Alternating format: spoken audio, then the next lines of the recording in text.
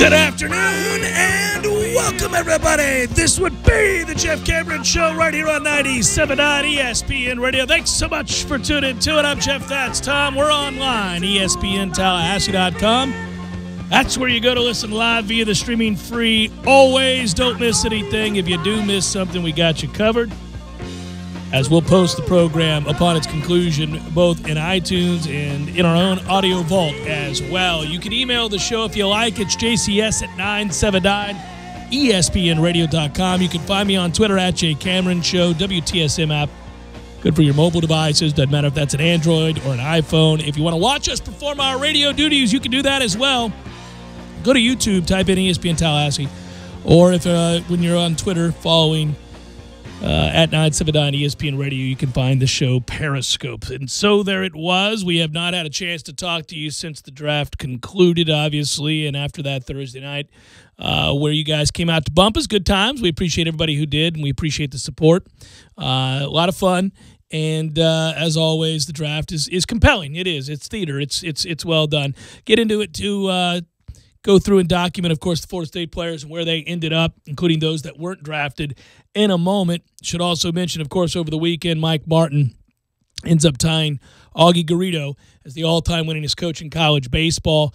Didn't get the final win for the sweep in the series. That would have also been the one that puts him over as the winningest coach. He'll have to wait just a short time longer, but they do take the series 2 out of 3 against Miami, and he does end up tying that mark that Augie Garrido set. So it's just now down to one game, and hopefully for Florida State, obviously, that game gets in the win column sooner rather than later and can move forward. I think he's probably ready for that as well. Yeah, I would think so. It's a big weekend series. This is exam week, so there's no midweek Florida State baseball games, but Saturday through Monday up at Clemson is the next series. Always messes me up every year when they do that, when you have the Clemson schedule and all that. It's strange. But Florida State, by the way, got terrible news off the court. And this is the story of the day to me. I mean, I know the draft carries the day, but to me, getting the news, and I was stunned. I got up awfully early this morning. I was doing more work for the ACC network. Oddly enough, it was fun. I did a show with Jonathan Vilma, which I can get into in a moment. So a little Kane Knoll action there. It was fun. He was good. Mm-hmm. He was a nice guy. He was. Mm-hmm. He was Oh, sure he was. He was a nice guy. But I got up awfully early this morning, and in doing so, I'm thinking, well, I got to catch up. I've been out of town this past weekend, and what all's going on? What have I missed? What haven't I seen? Have I not seen up to this point? And then, damn it, man, needless to say, the idea of Obiagu leaving Florida State, removing himself from the hardwood here for the Noles after just one season, is stunning. Made some calls, wanted to figure some things out. Because unlike when we saw C.J. Walker leave the program, the C.J. Walker situation, good kid, no problem with the kid, but I knew why he was transferring, and I suspected that he would transfer. And most people within the program were not caught off guard by the idea of C.J. Walker transferring. The emergence of Trent Forrest and the amount of talent in that backcourt, he was not going to get the minutes he wanted and that he thought he could get elsewhere. And so you wish the young man well. You thank him for his hustle and his effort. He certainly helped us in this run to the Elite Eight last year. And we'll have fond memories of C.J. Walker and wish him well. Ike Obiagu is a guy that is an emerging star in my estimation. C.J. Walker was not going to be a star. Obiagu is a rim protector, a fierce shot blocker, not an offensive weapon just yet, but a guy who you could see physically would emerge in that realm as well and was going to be a big part of what Florida State does defensively, and already played a critical role defensively for Florida State in that tournament run. And so I remember thinking at the end of that, you and I had talks on the air about what he could be with the development of his game offensively, already knowing what he was defensively. I mean, just a star in the making defensively. Well, if he could have played 25, 30 minutes, imagine how many blocks he'd have in a given season. I mean, it's absurd what he was doing. Right, you're talking about somebody who was limited offensively, somebody that you were afraid when the opposing team would hack him down low when we're in the half court on offense.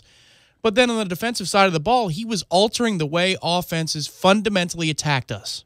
And he was doing so as a freshman role player. You're right. It was that was a tough break, man. I didn't know I could care so much about college basketball one way or the other in the end of April into May. Well, news like this is a kick to the you-know-where. Well, because, again, you can replace a C.J. Walker rather easily. The kind of athleticism and size and shot-blocking ability that Obiagu possesses is not so easily replaced, and you felt like you had found a diamond in the rough. And, listen, I contacted some people, and the thought is he was very happy here. That this isn't, and I don't want to put words in his mouth, but I'm not so sure this is a decision that he came to. It's certainly not a decision that Florida State came to. The program was very pleased with Obiagu on and off the court. Everything that he had done, everything he stood for, everything they asked him to do, he did. And from all accounts, he was happy here, and Florida State was happy with him. This is not about friction between a player and a coaching staff. This is not about a falling out or a problem academically. This is not about trouble off the court. So the wild speculation begins when a player transfers for apparently no reason. And you can quell that now by saying that it's not those things. I don't think Florida State I know Florida State didn't want him to leave, and I, by all accounts, understand that he didn't necessarily want to leave. But sometimes when you get foreign-born players, you get guys that are represented, or you have handlers, individuals that look after these young men. Suffice to say that I got to be careful. Just not everybody is always looking out for the young man in a way that you would hope, and or in a way that agrees with his projection. How about this? I was reading on the War Chant message boards today, because typically when you read a story like this where there's going to be inside information dialed in, moments for certain people, you read certain posts and you say, well, that's stupid, that's full of hate, that makes no sense. Oh, wait a minute, this might be actually a good message board post. Well, it's 1 out of 5. Yeah.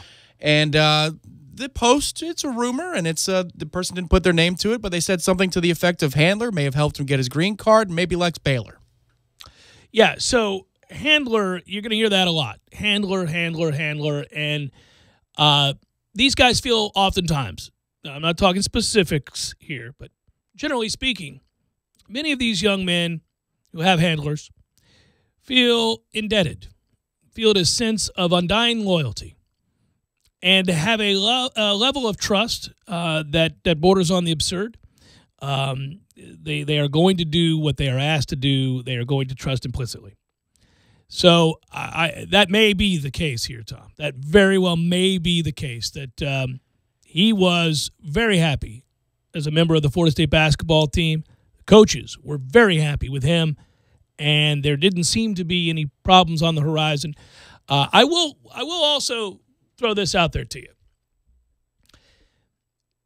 We have, on many occasions, talked about one of the more admirable qualities that Leonard Hamilton has, of which there are several.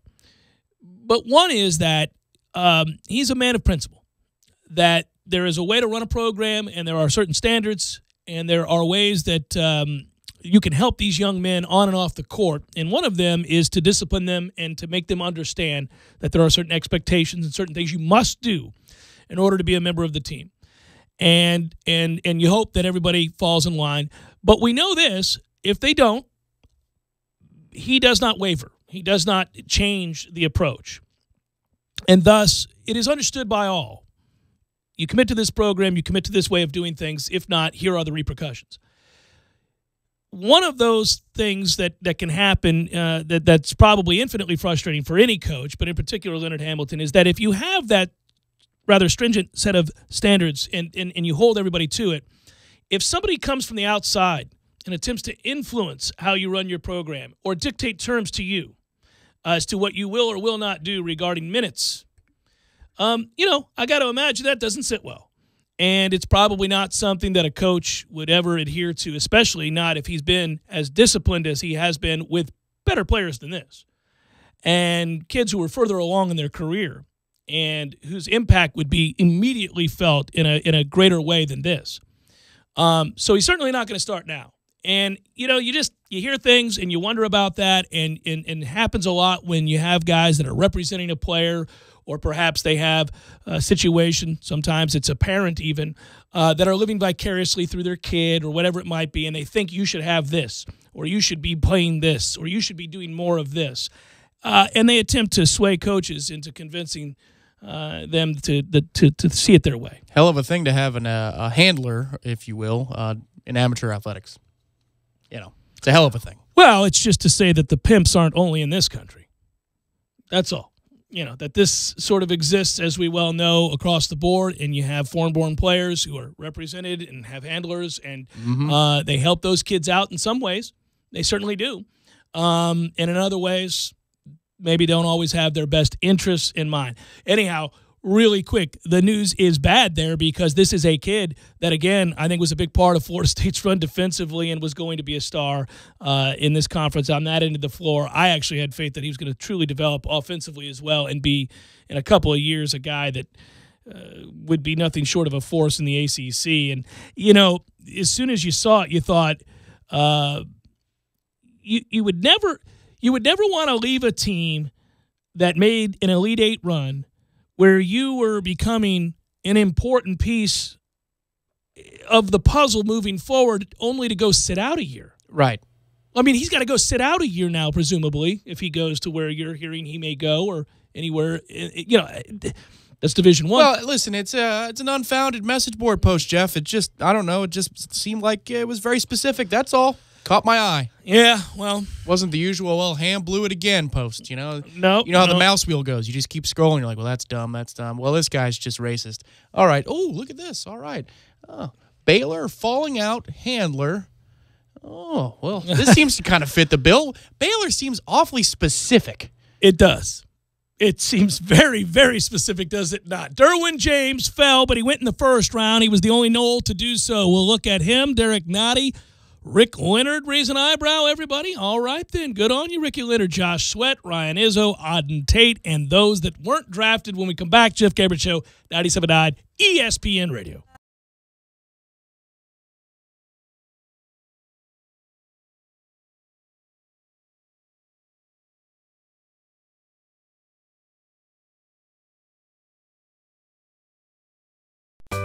Sorry, boys, I did not have time to pack. We got this. It's right here, guys. We got this. I thought I could handle it. We got this. Moving doesn't have to be a hassle. Call us first at 2 Men on a Truck. No matter the move, home or business, we'll make it a smooth one. I forgot something. We got this. Landowners, your Mahindra dealer is ready to help you save during Mahindra's Red Tag Sale. Enjoy up to $7,900 in tractor cash back and savings, or utility vehicle savings up to $1,700. Plus, Mahindra's industry-leading warranties still come standard. So hurry in for Mahindra's Red Tag Savings.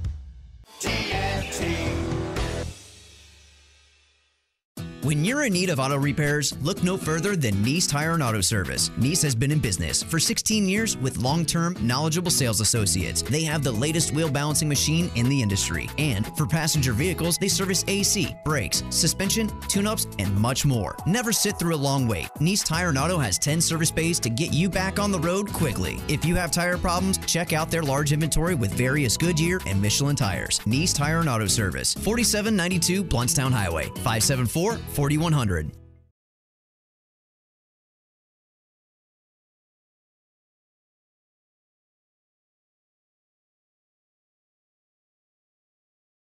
Host of other misdemeanor and felony offenses. My office is located in my hometown, and as a third-generation Tallahassee native, former local prosecutor and law enforcement instructor, I have the skills and experience necessary to handle your case. When you call my office, you will talk to me, and I'll personally handle your case. So don't blow it. Call me at 222-4005 or go to fredconrad.com. WarChant.com is the ultimate inside source for FSU football and recruiting.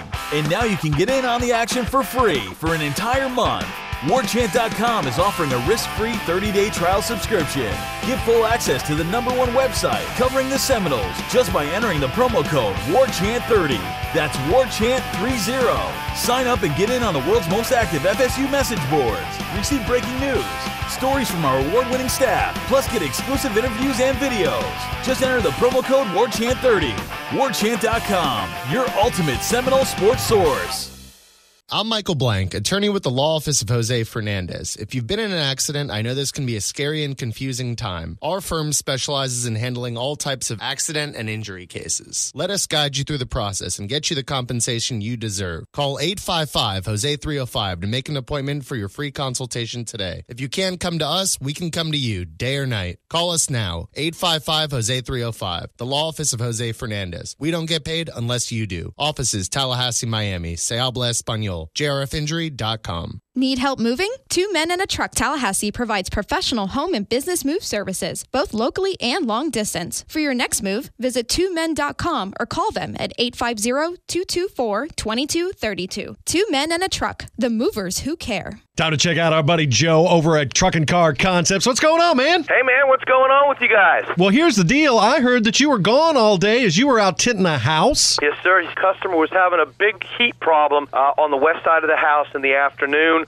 We went over, did the estimate, decided to do the east side of the house as well. Let me tell you something. We knocked out 79% of the heat energy, which is going to totally knock down the electricity bill. Not only that, but she had some really nice paintings that were fading out in the living room. 99% ultraviolet ray elimination. So it would fade out like carpets and drapes and furniture and stuff? Not only that, but it also fades out those expensive hardwood floors. So window filming the house is nothing but a plus. Like I said, it comes and it takes down the heat energy, and that's, bottom line. So even though the place is called Truck and Car Concepts, you could throw house in there too. We can do houses, planes, trains, or automobiles, man. If it's got glass, we tint it. Truck and Car Concepts, 656-8800. Give us a call. You're listening to The Jeff Cameron Show on 97.9 ESPN Radio.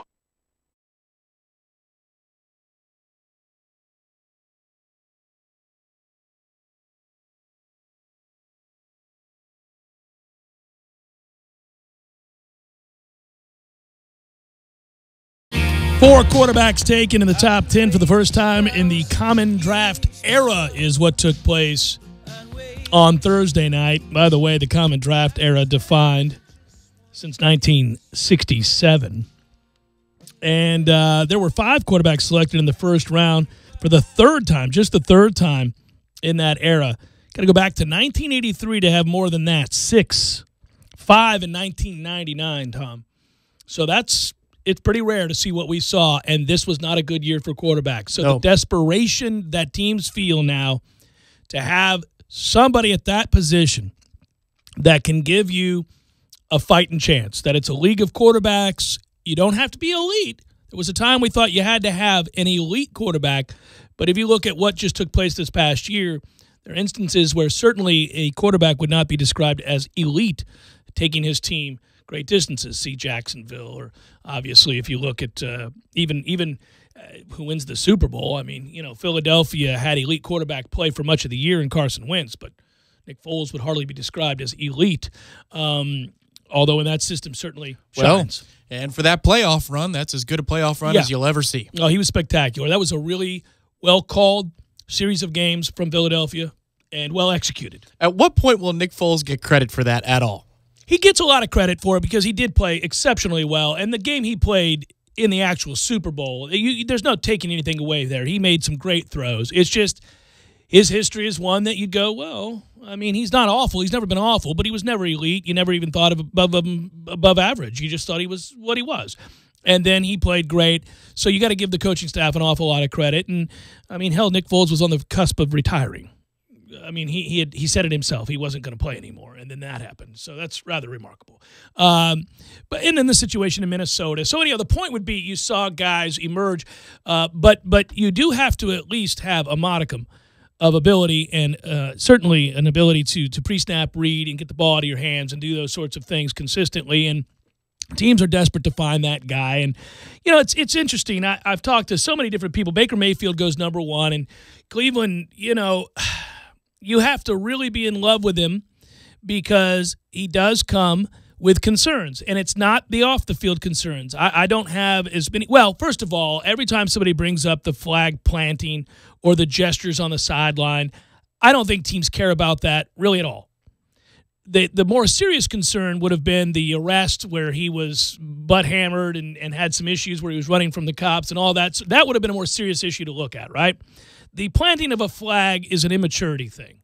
The gestures on the sideline came from after having been snubbed in the handshake pregame with Kansas. I actually didn't have a problem with that. It's not ideal, but it just speaks to immaturity, and I would have just said, well, I'm not all that worried about it. You can spin it, too. If you'd like to spin it, you can just say, as a team who's interested in a quarterback, does he like to compete? I think I see signs of that. Does he have his teammates back? I think I see signs of that. Is he a, you know what? And you can you can describe him lots of ways, some favorably not, some not so. But yeah, I don't mind a little red ass in my quarterback. Seems a lot of the great ones have it. You know, Aaron Rodgers isn't the kindest guy in the world off or on the field, and certainly Tom Brady has been described less than desirable ways. So I got it. I can deal with all those things. But he does come at 6 feet tall, and there are questions about that always when a quarterback doesn't fit the measurements, if you will. I will say this. The reason that so many people, and there were an inordinate number of people who said, listen, if you can get past some of the antics and you can get past the fact that he's 6 feet tall and you just turn on the film, there are a lot of things to love about Baker Mayfield, one of which was his accuracy from the pocket. That's a big deal. Throwing accurately from the pocket, he does that exceptionally well. That is true. He does.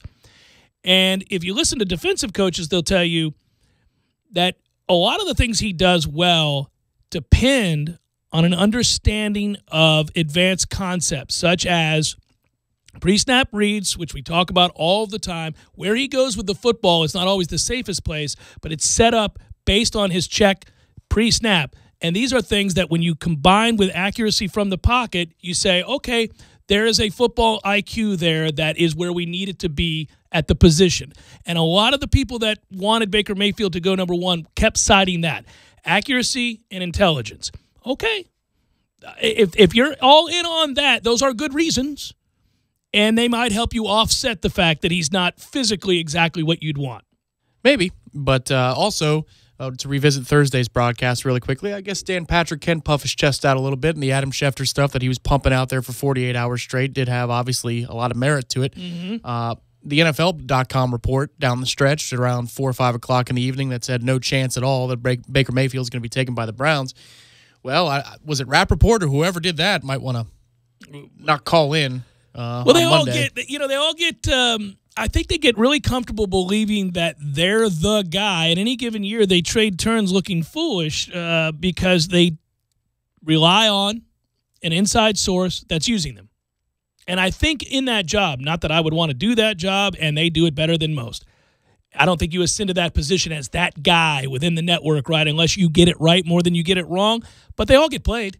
At some point, they all get played. Whether you can talk about Kuiper and McShay, you can talk about Schefter, certainly. You can talk about Rappaport. Every one of those guys at varying points have reported something with great certainty that I know we all do, that they were hand-fed, only to have been lied to and certainly manipulated. The one question that's obvious after that, Cleveland being Cleveland a little bit there at number 1 overall, is couldn't they have just gotten him at 4? Probably. Were the Jets really in love with Baker over Sam Darnold? That depends solely on whose report you believe. Right. Because there were a lot of people that believe the Jets were in love with Baker Mayfield, and Cleveland was certainly one of them. And if that's the quarterback they wanted, they knew they couldn't pass in that situation. If you're Cleveland, would you rather, if you have to have Baker, like if that's what you have to take, and, you know, some might like that, some might not, but mandatory Baker goes to you. Wouldn't you rather have Saquon over Ward? Or do you want the lockdown corner who's really fast? I don't know. It seems like when you have 2 picks in the top 4, you don't have to spend your 1 on the guy who's probably going to be there. Yeah, at 4? Yeah, because there's only, well, I mean, think about it. There's only 2 between you. So if you pick if you pick Saquon at 1, what are the Giants going to do? They really going to take Rosen or Darnold all of a sudden? That's a hard sell. I think they probably try and get on the phone and see if anybody's interested in I that think pick. they would have moved down is what they would have done. Yeah. Well, and you're talking about Denzel Ward, the corner out of Ohio State. I think that surprised an awful lot of people. The Jets then went immediately Sam Darnold. And, you look at this draft, it goes down to, I knew we were screwed. The second that happened and the Colts were up, I went, anybody they were going to take is just about off the board now. Yeah, you needed 4 quarterbacks to go ahead of you to have a real good chance at this thing, and only 2 did. Yeah. We traded to make the third one happen. So let's get back to Florida State for a second, and then we'll go through the entirety of the draft, which is an awful lot of fun to do because at this point we're all, speculating as to what's going to take place next. And a lot of this, history tells us we're going to have to wait and see. We're going to have to we don't know anything for certain just now. But as for Florida State, I guess I wasn't surprised with the mixed reviews because we had seen this play out over the course of weeks and weeks and weeks that there were just a lot of question marks about Derwin James as to how he would do as a quote-unquote free safety, as to how he would do in coverage. And he was frustrated. In his interview, you could tell that he said, listen, I was asked to do a lot of things around the line of scrimmage. I was asked to come up and play in the box against the run because I can do that. I did a lot of things that I was asked to do to help out my defense. It doesn't mean I can't do the things that I've been questioned about. And there's nothing wrong with feeling that way, and I'm sure he does feel like it ended up hurting him. But at the end of the day, going in the first round to the Chargers is not the end of the world. You're still the 17th pick overall, and Derwin James has a chance to obviously make a lot of money and make the impact that he's looking. What's frustrating, though, is if you see Tampa Bay is there the whole time at 7, you see your name tied to them, and you believe that through your own personal connections, saying something along the lines of the Cowboys need to trade up ahead of 7 to come get me. Well, his slot for his guaranteed dollars, he lost $9 million in guarantees. Yeah. That's where I would be frustrated, too. Yes, $9 million. I'm not allowed to make $9 million more dollars, or if the Bucs took me at 12, whatever it is, $4 or $5 more million dollars. Because people are concerned about my ability to cover. Well, okay.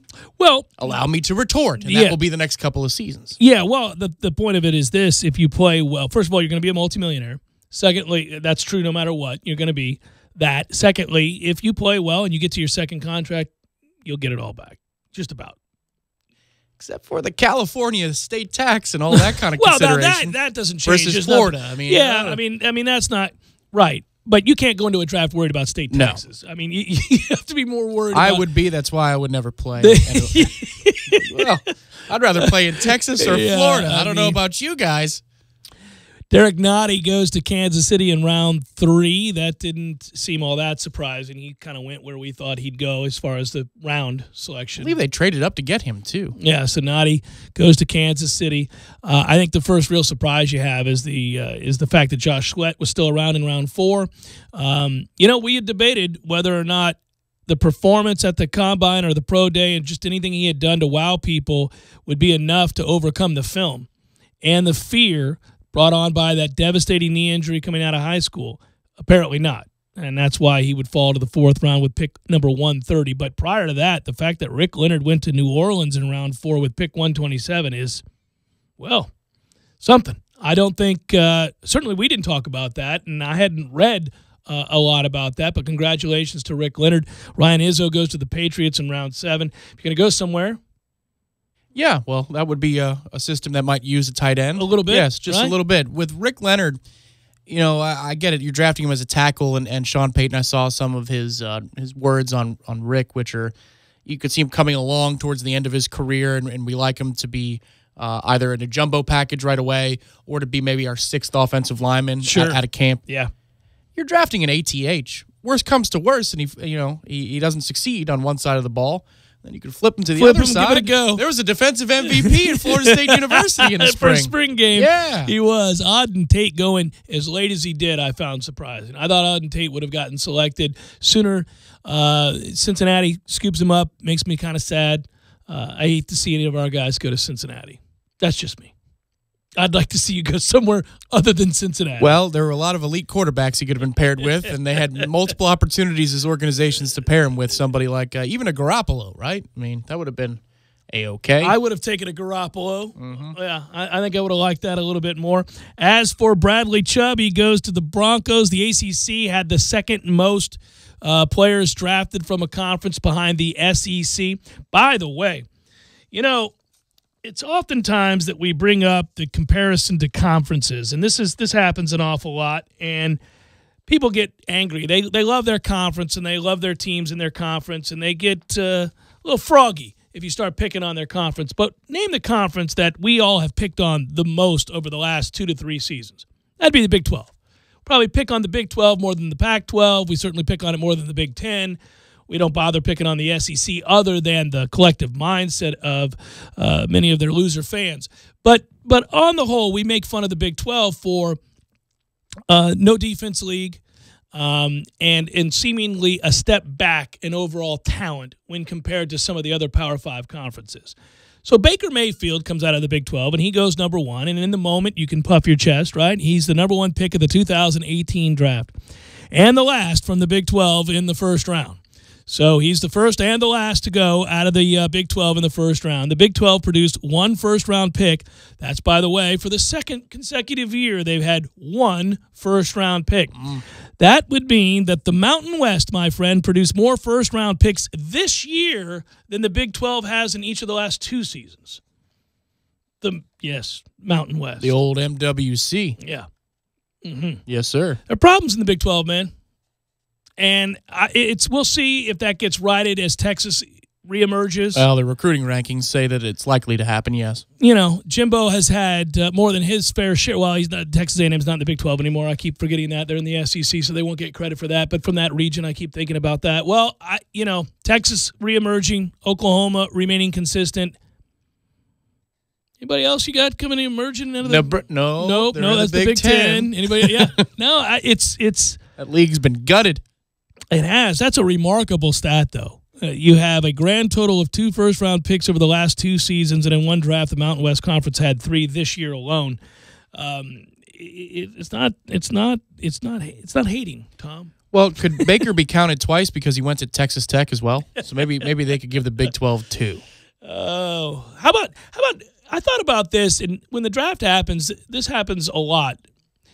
You end up looking back, and you see teams like NC State. Look at all the people that got drafted at NC State. At one point late in the draft, Alabama had 7 guys drafted, and NC State had 7 guys drafted. And yet NC State lost 4 games. It lost to Wake. I had some other really close losses. There's no shame in losing at Notre Dame. They basically took Clemson down to the wire for the 2nd consecutive year. If they hadn't had a motion penalty, they might have won that game. Yeah. So you think back on that. So they had some real close losses, and you could say they were that close to winning 11 games. But they didn't. They lost 4 times. They had a slew of people drafted. Notre Dame comes to mind. The fact that Quentin Nelson goes 6th, Mike McGlinchey goes 9th. 2 of your offensive linemen go in the top 10 of the NFL draft.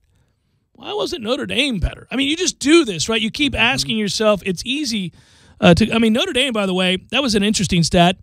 They're the 3rd team to have 2 offensive linemen chosen in the top 10 in the same draft in the common draft era, once again since 1967. You got to go back to 1991 with Tennessee, and before that, 1968 with Southern Cal. That's how infrequent it happens that teams have 2 offensive linemen go in the top 10 from the same starting 5. And what was the best segment on their team?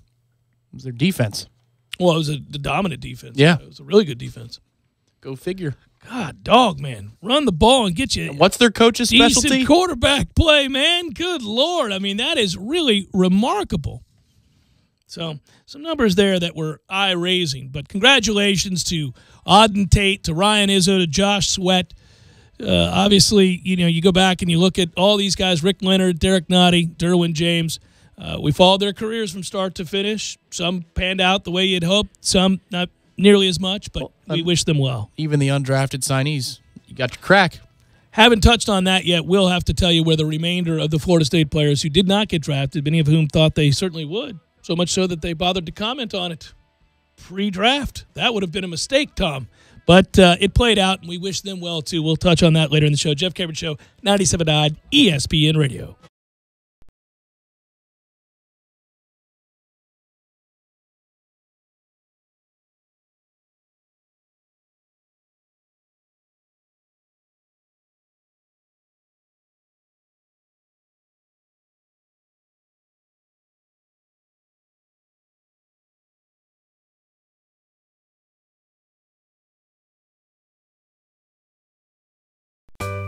Sorry, boys, I did not have time to pack.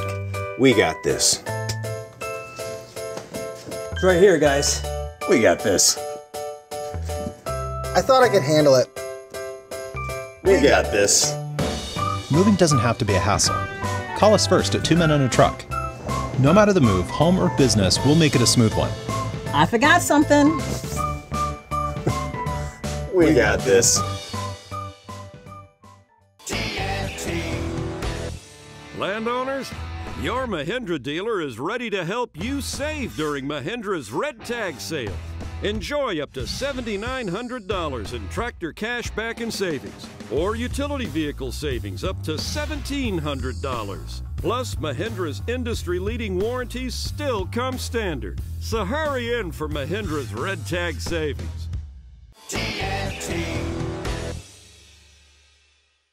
When you're in need of auto repairs, look no further than Nice Tire and Auto Service. Nice has been in business for 16 years with long-term, knowledgeable sales associates. They have the latest wheel balancing machine in the industry. And for passenger vehicles, they service AC, brakes, suspension, tune-ups, and much more. Never sit through a long wait. Nice Tire and Auto has 10 service bays to get you back on the road quickly. If you have tire problems, check out their large inventory with various Goodyear and Michelin tires. Nice Tire and Auto Service, 4792 Bluntstown Highway, 574-4100.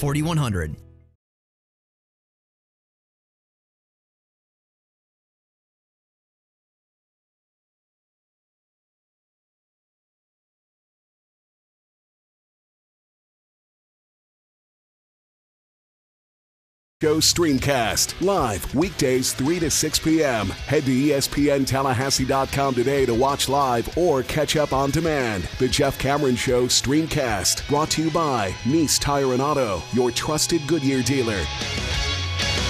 Nice Tire and Auto, just minutes away from FSU campus. Looking for a new place to watch your favorite sporting events? Hobbit American Grill with 3 locations to choose from. Just show them your stub. That's right, your ticket stub from any local sporting event for $1 pints and $3 crafts. BOGO Mondays every Monday with 50% off specials. Like or follow on Facebook to get all the details. PS4 tourneys, trivia, karaoke, darts, and more. Lots of daily lunch specials under $8. Happy hour specials daily and happy hour all day on Friday. The Hobbit American Grill. Barry knows cool. He's keeping you comfortable. Barry knows cool. You can put him to the test. Turn up the savings and be comfortable this spring when you turn to the experts at Carrier and Barano Heating and Air. Get $1,200 in cool cash rebates when you purchase a select Carrier system and get up to 60 months no interest on all purchases. Learn more at BaranoAC.com. Barano Heating and Air Conditioning. Florida license CAC 057652. And now, Jeff and Eddie wasting time when they're supposed to be recording a commercial. What do you think about this team this weekend? Crazy, huh? Really fast. And they're good. Where do they come from? Never thought about it. Oh, Never my thought goodness. about it. But then that one guy does that thing. I had and 2 people call about it. It's you ridiculous. Know, it's the talk of the town. Gordo's, bringing the flavor and flair of Cuban food to Tallahassee since 1996. Running low on the stuff you need? Time for a Target run. We're here for all the big moments and the little ones too, like jumping into freshly washed sheets. Buy 3, get a $10 gift card on everyday must-haves like Tide and Downy. And keeping your skin happy. Get a free $5 gift card when you buy 2 sun care items. Get low prices on thousands of items and free 2-day shipping today and every day. Target run and done. Pricing may vary. Restrictions may apply. Free 2-day shipping when you spend $35 or use your red card on eligible items. ESPN Radio Sports Center. I'm Doug Brown. The Celtics host the 76ers tonight in Game 1 of their Eastern Conference semifinals. This is the 20th playoff series between these two teams, the most in NBA history. Boston has won 12 of the first 19 series. Our coverage of Game 1 starts at 7:30 Eastern on ESPN Radio and the ESPN app. Jaylen Brown doubtful for the Celtics with a right hamstring strain. The Cavaliers are in Toronto tomorrow night for Game 1 against the Raptors. Cleveland barely escaped a 7-game series against the Pacers in round 1. ESPN's Mike Golick. I don't want to go back and say the rest of this team is as bad as the Cavalier team that he took to the finals against San Antonio when San Antonio swept them out. I don't think that the rest of his team is that bad, but as far as the help he's getting, I mean, I'd have to go back and look at that series, and what they were doing and how much help he got from those guys because he's just not getting it. Nobody else scoring 20 points. I mean, it's getting ridiculous. Mike Golick. But ESPN's Royce Young says the Cavaliers are still dangerous. They walk into a series against the Toronto Raptors, the best team in the Eastern Conference, and we're all sitting here. There's plenty of people that are picking the Cavaliers because we're just like, LeBron is LeBron, and you got to give him a chance because the guy's that amazing.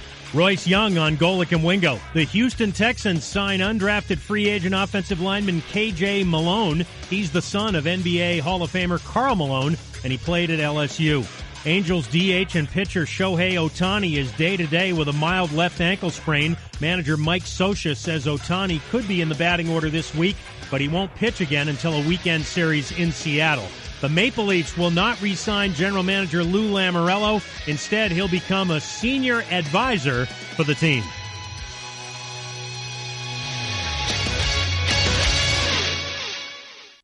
Live from the AmeriGas Propane Studios in the capital city of Tallahassee, this is the Jeff Cameron Show on 97.9 ESPN Radio.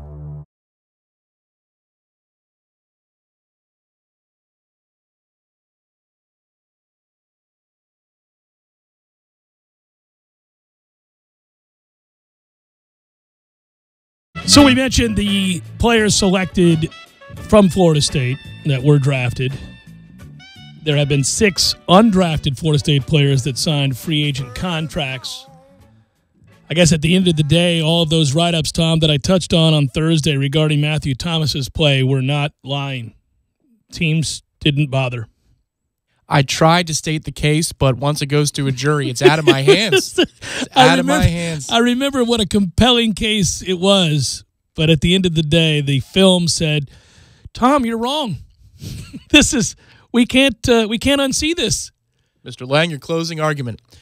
That would be Bill Miller. Thank you, folks. Over and over again. Yeah. Matthew Thomas with the Steelers. Tavares McFadden.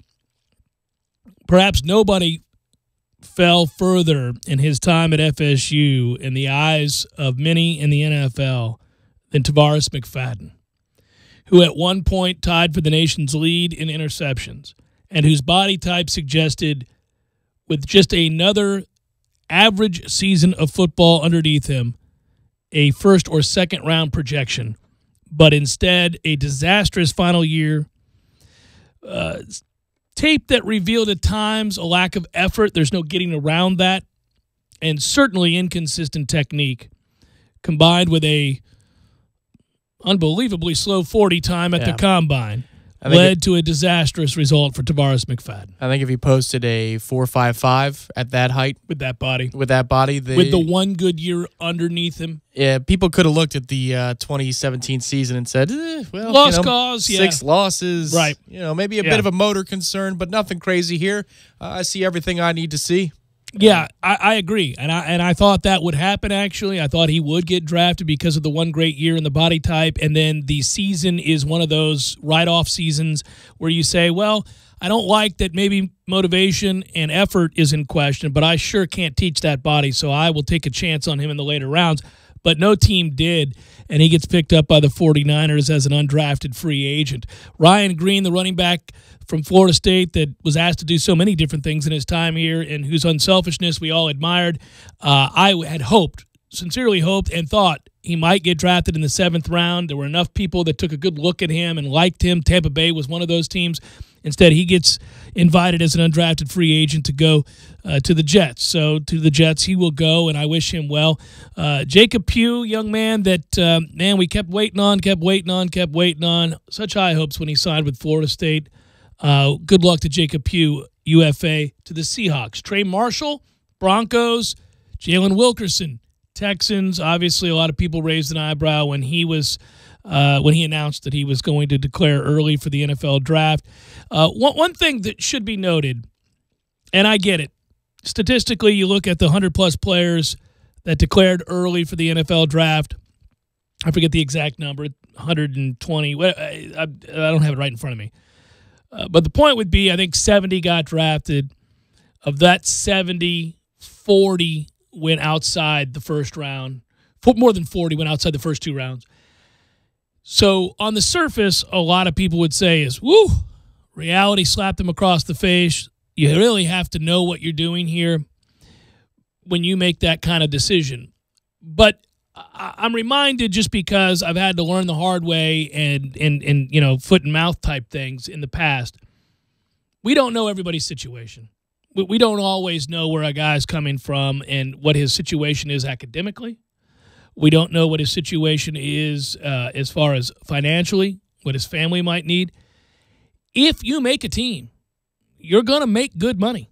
I mean, you have a chance to make six figures just by being on a team. And if you feel like your situation is untenable in college, maybe you're not a student athlete after all, maybe the situation is such that you just want to go get paid while you learn your craft, and that you think you're good enough to make it on a team or a practice squad somewhere, you can start that process early.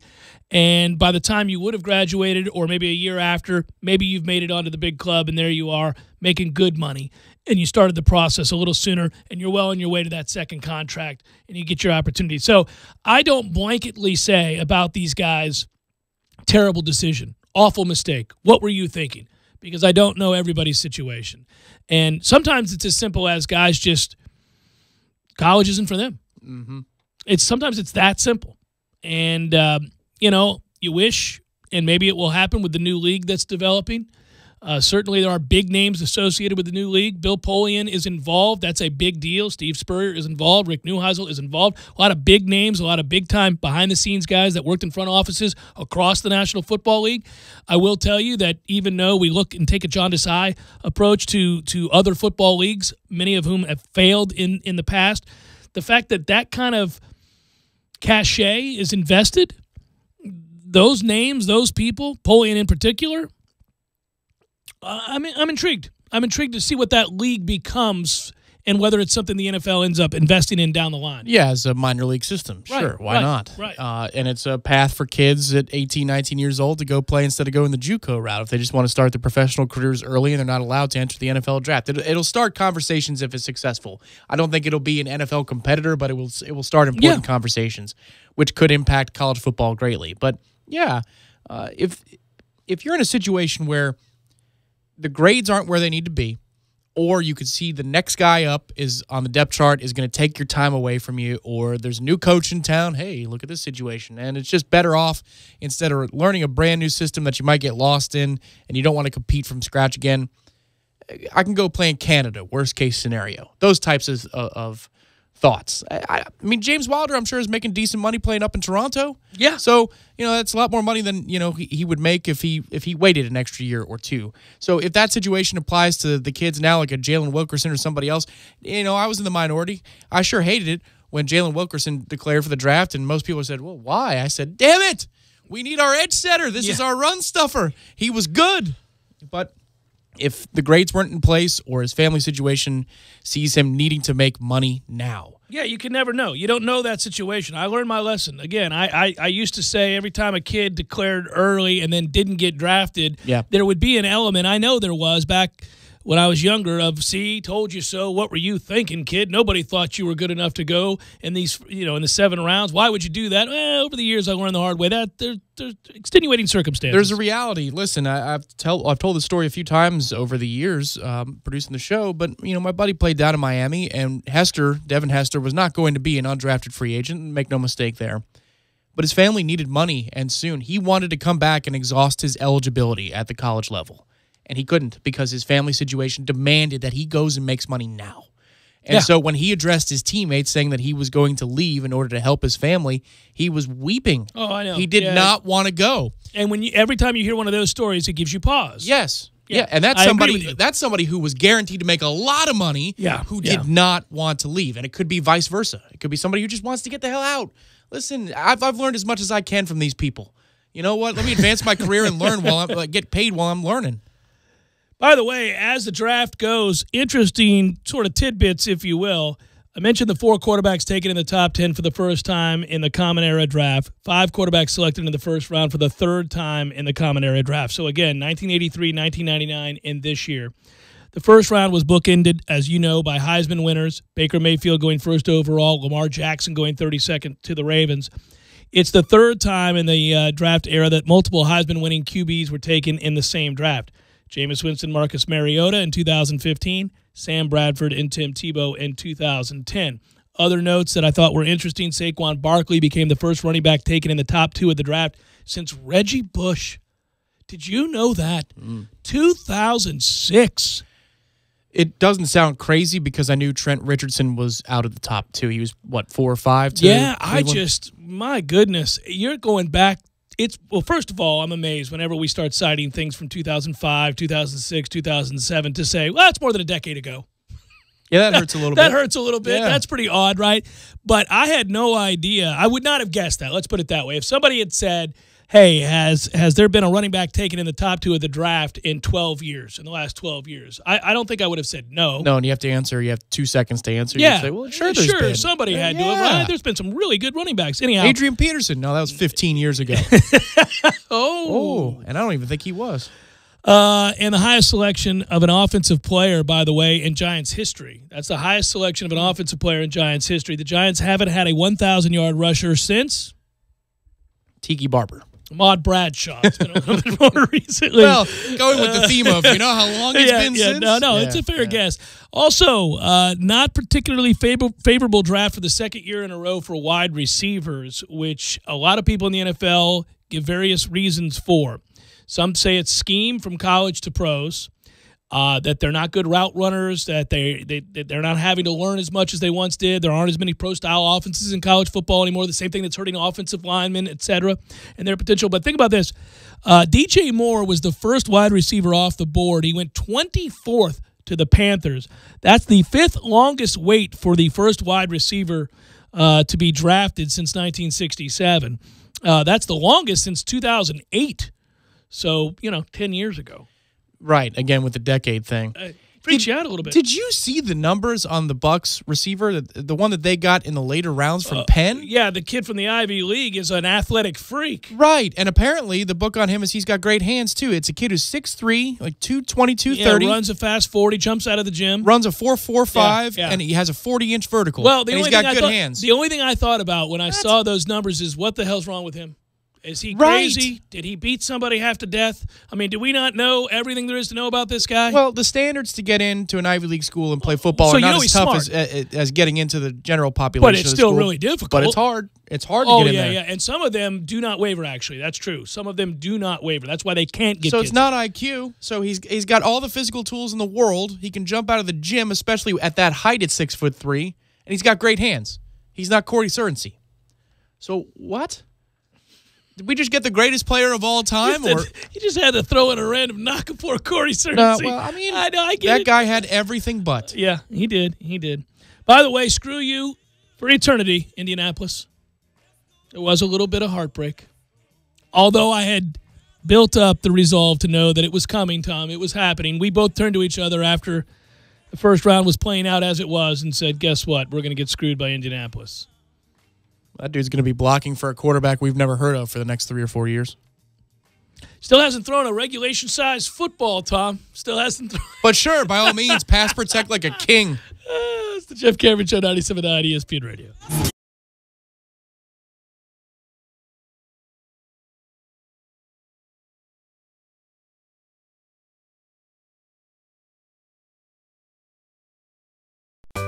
Sorry, boys, I did not have time to pack.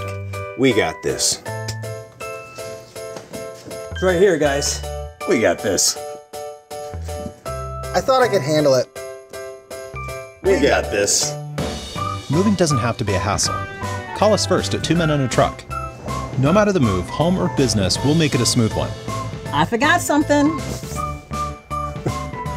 We got this. Landowners, your Mahindra dealer is ready to help you save during Mahindra's Red Tag Sale. Enjoy up to $7,900 in tractor cash back and savings, or utility vehicle savings up to $1,700. Plus, Mahindra's industry-leading warranties still come standard. So hurry in for Mahindra's Red Tag Savings.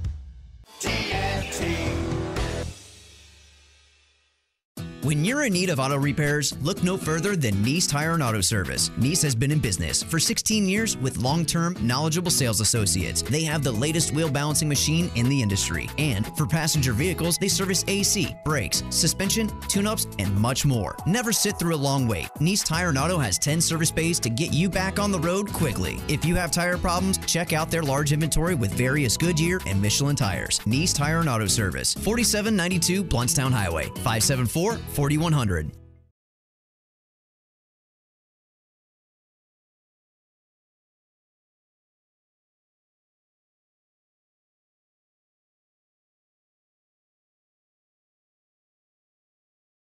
Sea Quarters Marina at 697-8400 or online at seaquartersmarina.com. Widden Glass takes care of Tallahassee business. Local contractors know Widden Glass has been taking care of business since 1945. They prefer Widden Glass because of their precise window glass replacement, masterful shower enclosures, and storefront glass. Widden Glass will take care of you to your complete satisfaction. That's been Widden's way of doing business for over 70 years. When you call Widden Glass, you're dealing with experienced, reliable professionals who offer only the best. Like Widden's top-of-the-line bath enclosures that provide style and luxury at an affordable price. Eye-catching storefronts are a specialty at Widden Glass. We'll help you design it and install it. We've done hundreds of storefronts in the Tallahassee area. That's why Widden is known for taking care of business. Widden Glass, the first name in glass replacement. Call 222-5781. O'Reilly. Stop by O'Reilly Auto Parts during Clean Car Month for great deals on everything you need to keep your car looking new, like Mother's California Gold Car Wash, now $4.99 for a 64-ounce bottle. Plus, earn double O Rewards points. Bring out your vehicle shine with Mother's California Gold Car Wash at O'Reilly Auto Parts. Better parts, better prices every day. Limits apply. See store for details. O'Reilly Auto Parts. Driving every day from the AmeriGas studios in the capital city of Tallahassee, this is 97.9 ESPN Radio, WTSM, Woodville, Thomasville, Tallahassee. ESPN Radio Sports Center. I'm Doug Brown. The Celtics host the 76ers tonight in Game 1 of their Eastern Conference semifinals. This is the 20th playoff series between these two teams, the most in NBA history. Boston has won 12 of the first 19 series. Our coverage of Game 1 starts at 7:30 Eastern on ESPN Radio and the ESPN app. Jaylen Brown doubtful for the Celtics with a right hamstring strain. The Cavaliers are in Toronto tomorrow night for Game 1 against the Raptors. Cleveland barely escaped a 7-game series against the Pacers in round 1.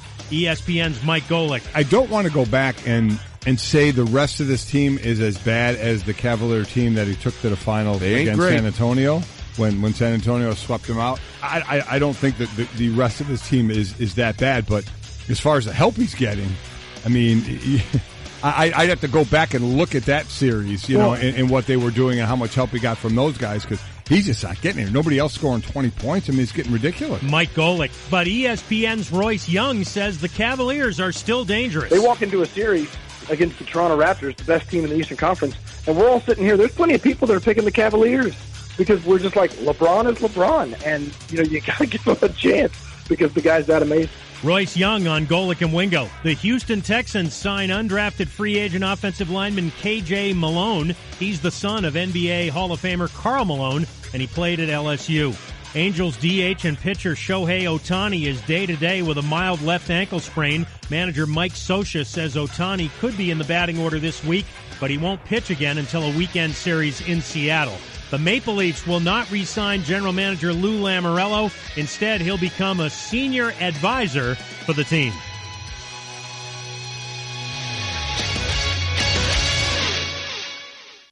Live from the AmeriGas Propane Studios in the capital city of Tallahassee, this is the Jeff Cameron Show on 97.9 ESPN Radio.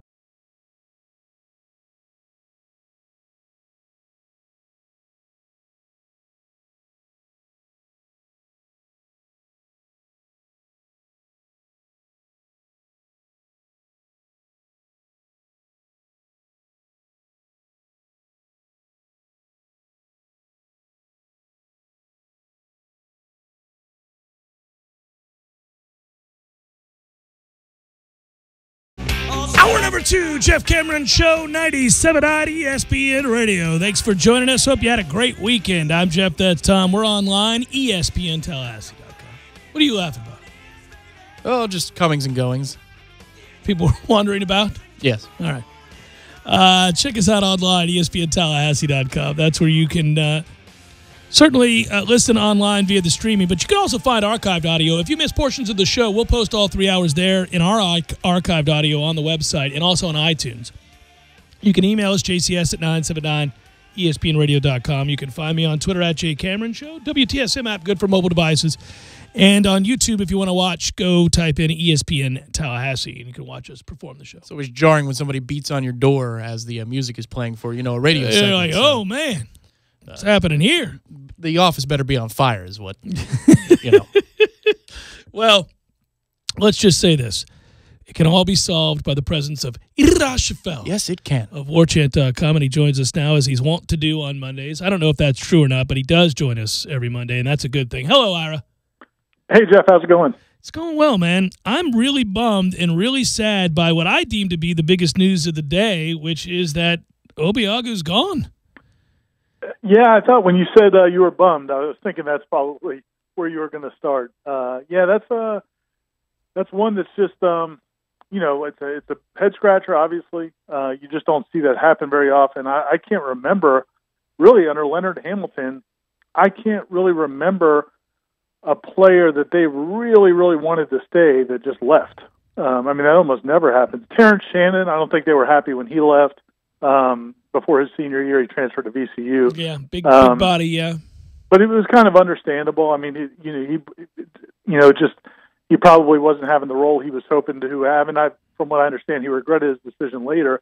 The C.J. Walker transfer earlier this year, you kind of you expected. It made sense. You kind of understood it. You understood where he was coming from.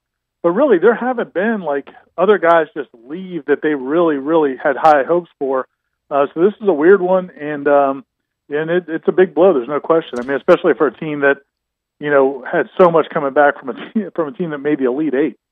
Yeah, and it makes no sense to leave a team that went to the Elite Eight, and you were becoming, meaning Obiagu, an important piece to that puzzle, and now you got to go sit out a year if the rumors are true where he's headed. And I know you did your due diligence and talked to people over there. So do I, and.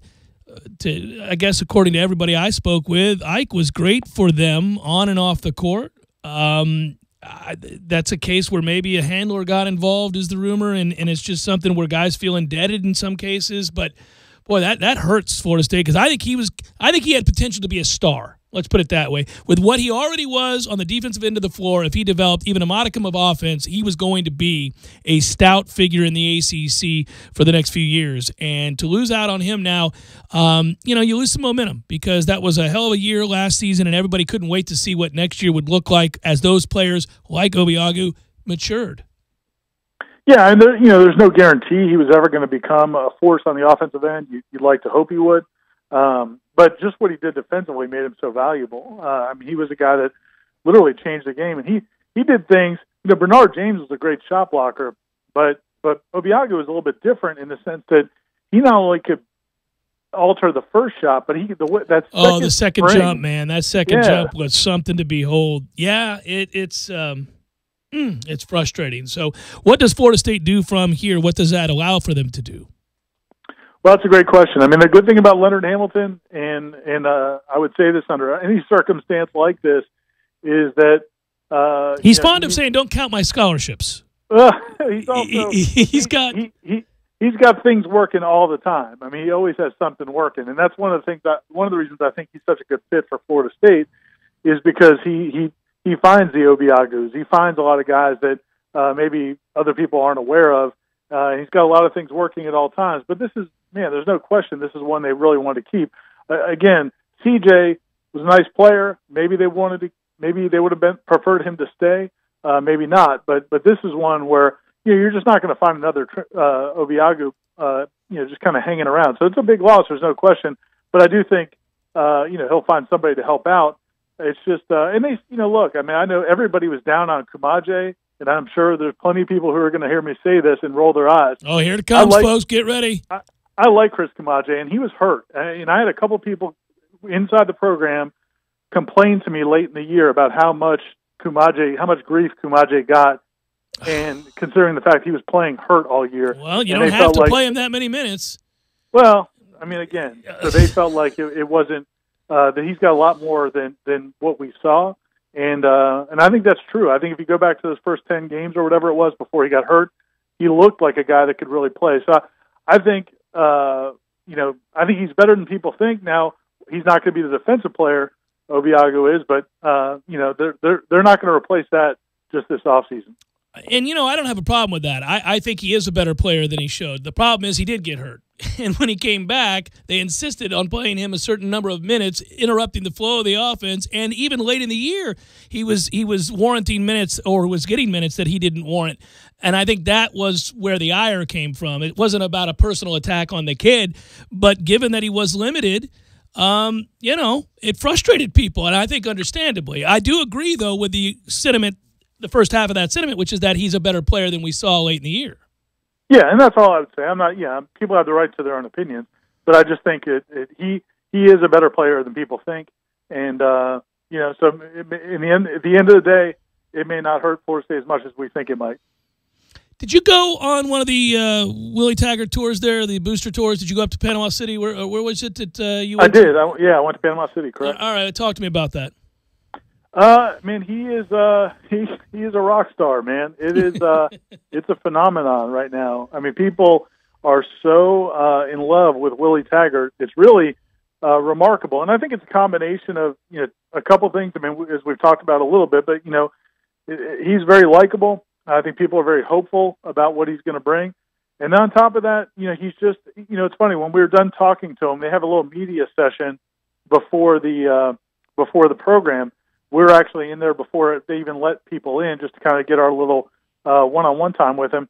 And it's mostly for the local media, but we tag along as well.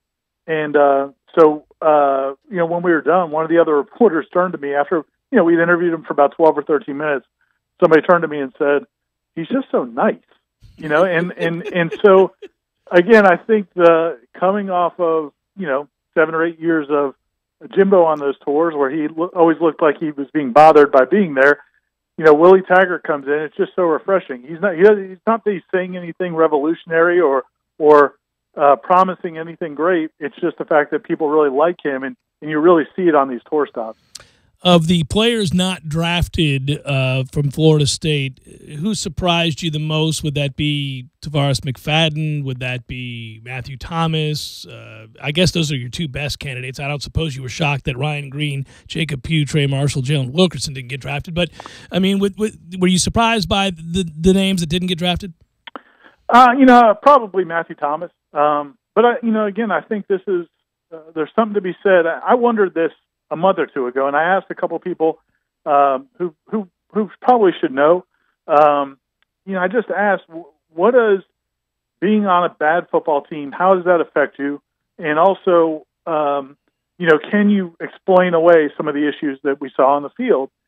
And they kind of felt like, at the end of the day, if you're a great athlete, they'll look for reasons to take you. And so I thought Matthew Thomas is a guy that even though there were some things on tape you wouldn't like, and even though this was a team that really underachieved, I thought his athleticism and what he did at the combine would really outweigh all of that, and it didn't. And I think it's a good lesson for all those guys in that program that it's not just enough to be a great athlete, because Matthew Thomas is a great athlete. I mean, what he did jumping and running at the combine was highly, highly impressive, but at the end of the day, it didn't matter. And so, some guys you can't control. Tavares McFadden can't control what he ran necessarily. On tape may not be able to control what he ran necessarily, but what you do on tape, you can control. And I think several of those guys on tape. Tavares McFadden is certainly one of them. Those guys were hurt by what happened in games more so than just the measurables. And I think it's just another good lesson, because so many times we think it's all about the measurables. Yeah, and it's the weirdest thing too with Matthew Thomas, if you look at tackle totals and all of that sort of thing, you'd say he was productive. And yet when you read the descriptions of the NFL scouting reports on him, they had a litany of things, a slew of things that they said just simply were inexcusable for a guy at this level to have technique issues, effort issues, his inability to read anything off of play action, chasing ghosts, those kinds of things. And it makes me wonder when you go back to a guy like that, and a guy like Tavares McFadden who had a bad final year. Remember how hard Jimbo fought to get Thomas out there? Remember how hard Jimbo defended McFadden and others if we questioned even for a second the level of play being shown there? I guess I get back to how checked out that guy really was. It's rather remarkable. Well, and it's not just even that last season, because to your point, yeah, I mean he something happened in terms of their in the staff and just their own evaluation of what was happening in games. I mean, again, you look at what McFadden runs in the 40. We could all have guessed before he actually went out and ran a clock in public at the combine and the pro day. We could all have had our own guesses as to whether or not he was fast enough or not. But again, you had that guy returning punts. Just why? And then again, like Matthew Thomas is a guy. And there are several other guys on that team that played a lot, or he fought for it. Went to the wall, yes, and would tell you what a great player. I mean, off the record, would tell you what a great player they are. So, is that just a complete misevaluation? Is that just not paying attention to detail anymore? I don't know how do you explain it, but yeah, I mean, those guys are players that they've thought very highly of, and apparently the NFL did not. On the flip side, I think Auden Tate's better than a 7th-round pick. I think he's got a chance when healthy to be a good possession receiver, a big-body receiver, a guy with good hands, a guy who produces in the red zone, and a guy that could do good things. It's unfortunate that he has to go to Cincinnati. But I do think Auden Tate can play above where he was drafted. And we hope that Josh Sweat can, too. He goes in the 4th round to Philadelphia, which I guess – all things being equal, at one time everybody thought he'd be a kid that goes in the 1st round someday. Then it looked like he'd be a kid that maybe wouldn't even get drafted. Then it became, oh my God, look how explosive he really is. He could get drafted in the 2nd round. And at the end of the day, he goes 4th round. We wish all these guys well. It's nothing personal. It's just interesting to watch how these things play out. Yeah, I mean, and again, he's one that I agree with you. I think he's easily has potential to play way above that if he wants to do it. If he's, committed to it, and if he really buys into the program. I didn't always feel like he was 100% bought into what they were doing and what they were asking him to do, rightly or wrongly. And so, maybe he has to be in the right system or believe more in what the coaches at his next stop are telling him. The other thing, the fascinating thing to me about all of this is there are a lot of guys that didn't get drafted mostly the guys that didn't get drafted who I think are stunned.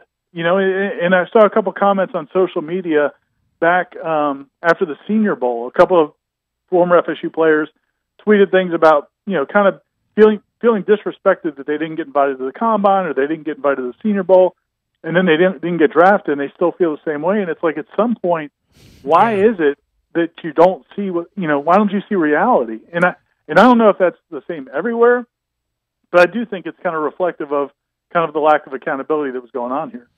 Always appreciate it, brother. I'll talk to you real soon.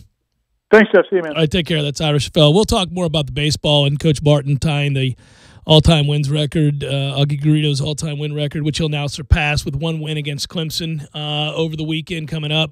Once it happens, we'll have an opportunity to do that more. And it can come across sometimes as embittered or sour grapes or even vitriolic when talking about this. I mean this objectively speaking. I'm not talking about this as a screw you Jimbo Fisher or screw you Bill Miller or screw you any of the coaches, any of the ones you want to name.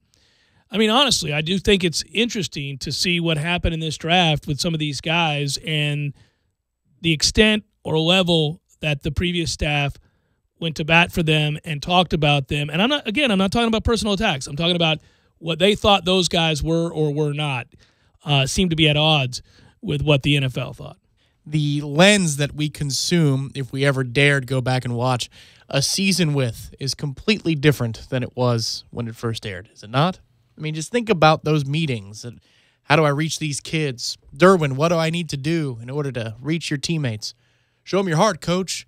I mean, at the time, we thought making the most out of a bad season. And now you go back and watch that, knowing what we've known, knowing what in the fallout of this situation and these context clues like an NFL draft can provide you about getting the most out of an athlete, what those things prove to us. It's just incredible, and it's a little embarrassing to go back and watch something like that.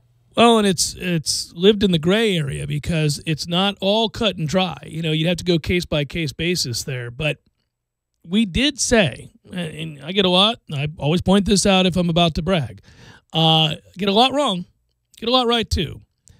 And I thought when we watched the season, and I said it on the air and I said it off the air to you, this is a terrible look. This is a look of a guy that's lost a team. This is a guy that looks like he may have lost the locker room. And my concern at the time, and I kept bringing up promissory notes, my concern at the time was I don't know that you ever get that back.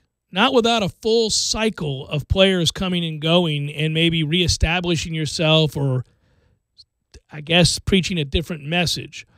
And, you know, it was right around that time that we were having discussions where it became sort of a code phrase or where people talk about restarting the clock for coaches, and that's why a lot of them now, it's a new era where they feel like they get a second chance to make another huge contract. They can go elsewhere, even if they've had some success where they are, and in Jimbo's case, more than some success. He'd won 29 straight in a national championship and everything else, but that sometimes if something fizzles, if something fades away, if something happens where you lose a player, a locker room, a coaching staff, whatever it might be, you can't rekindle it, and it might be just easier to go somewhere else and preach the same message that you won with at the place you're about to leave. You know, it might be, and it turns out that worked out. But, yeah, I mean, you wonder, you go back and watch that show again, you'd say it was the beginning of the end. Well, and there are times when I hear the discussion about, you know, Jimbo and legacy, and I go, listen, it's over. Willie's here. Everything's good. Right.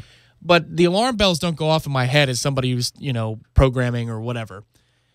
In this situation, after the NFL draft, and you have kids that were recruited and developed here under that coaching staff, it's impossible not to look at their careers and say, who failed here? Did the player fail themselves? Did the coaches fail the player? And if both, what percentages are assigned to what coach did and what the players did? And that's the hard part here. Well, that comes back to accountability. It's a lot of blue chippers that didn't parlay their blue chip high school ratings and their freakish athletic abilities in a lot of cases into the payday that we got accustomed to under the previous coaching staff. You got paid if you came here and you were good. And, oh, by the way, I think that's what we're talking about as opposed to just, you know, aimlessly besmirching the character and or the prowess of the previous staff. It's that, hey, we saw what you could do. We saw you identify talent, recruit talent at an elite level, project what you thought they could be, even at times changing positions for them, knowing that they could be more effective in some cases from receiver to defensive back, from some cases offensive line to defensive line or vice versa.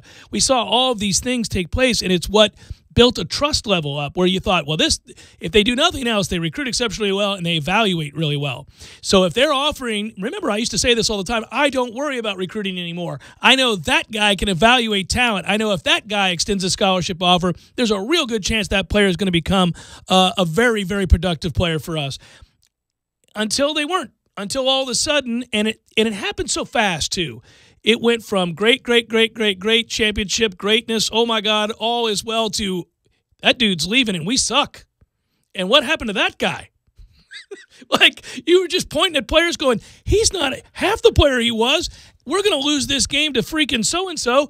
And, man, I think this dude's going to leave. Well, I think what's terrible about it, too, is, and, of course, these guys go on to make a good chunk of change if you're in a position like a Derek Nottie. But if the reputation of the defense was the way it was in, say, 2013 or 2014, certainly that 2015 defense, even though that was on a downturn, that was a good defense. I really believe Nottie goes earlier.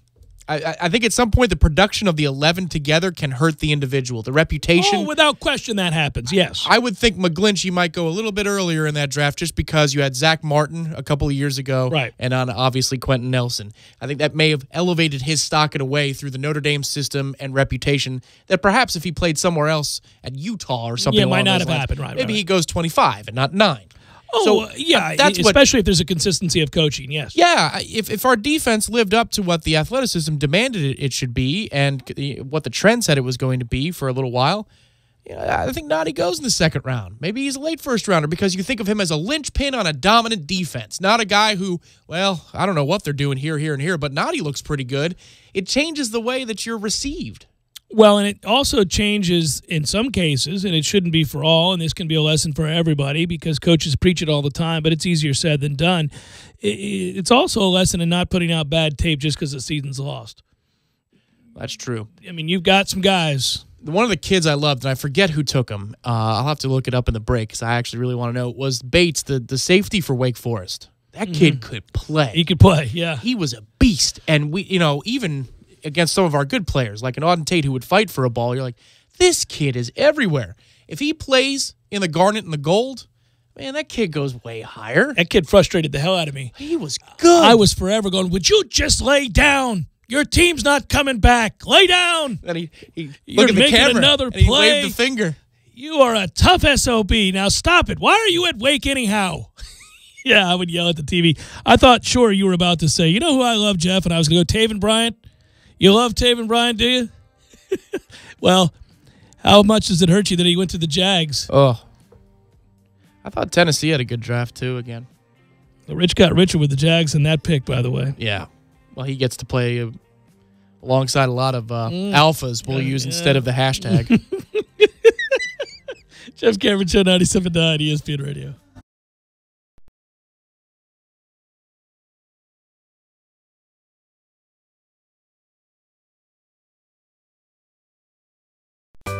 Sorry, boys, I did not have time to pack. We got this. It's right here, guys. We got this. I thought I could handle it.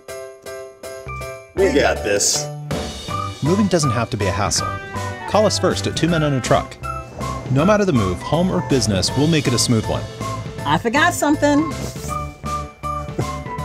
We got this. Landowners, your Mahindra dealer is ready to help you save during Mahindra's Red Tag Sale.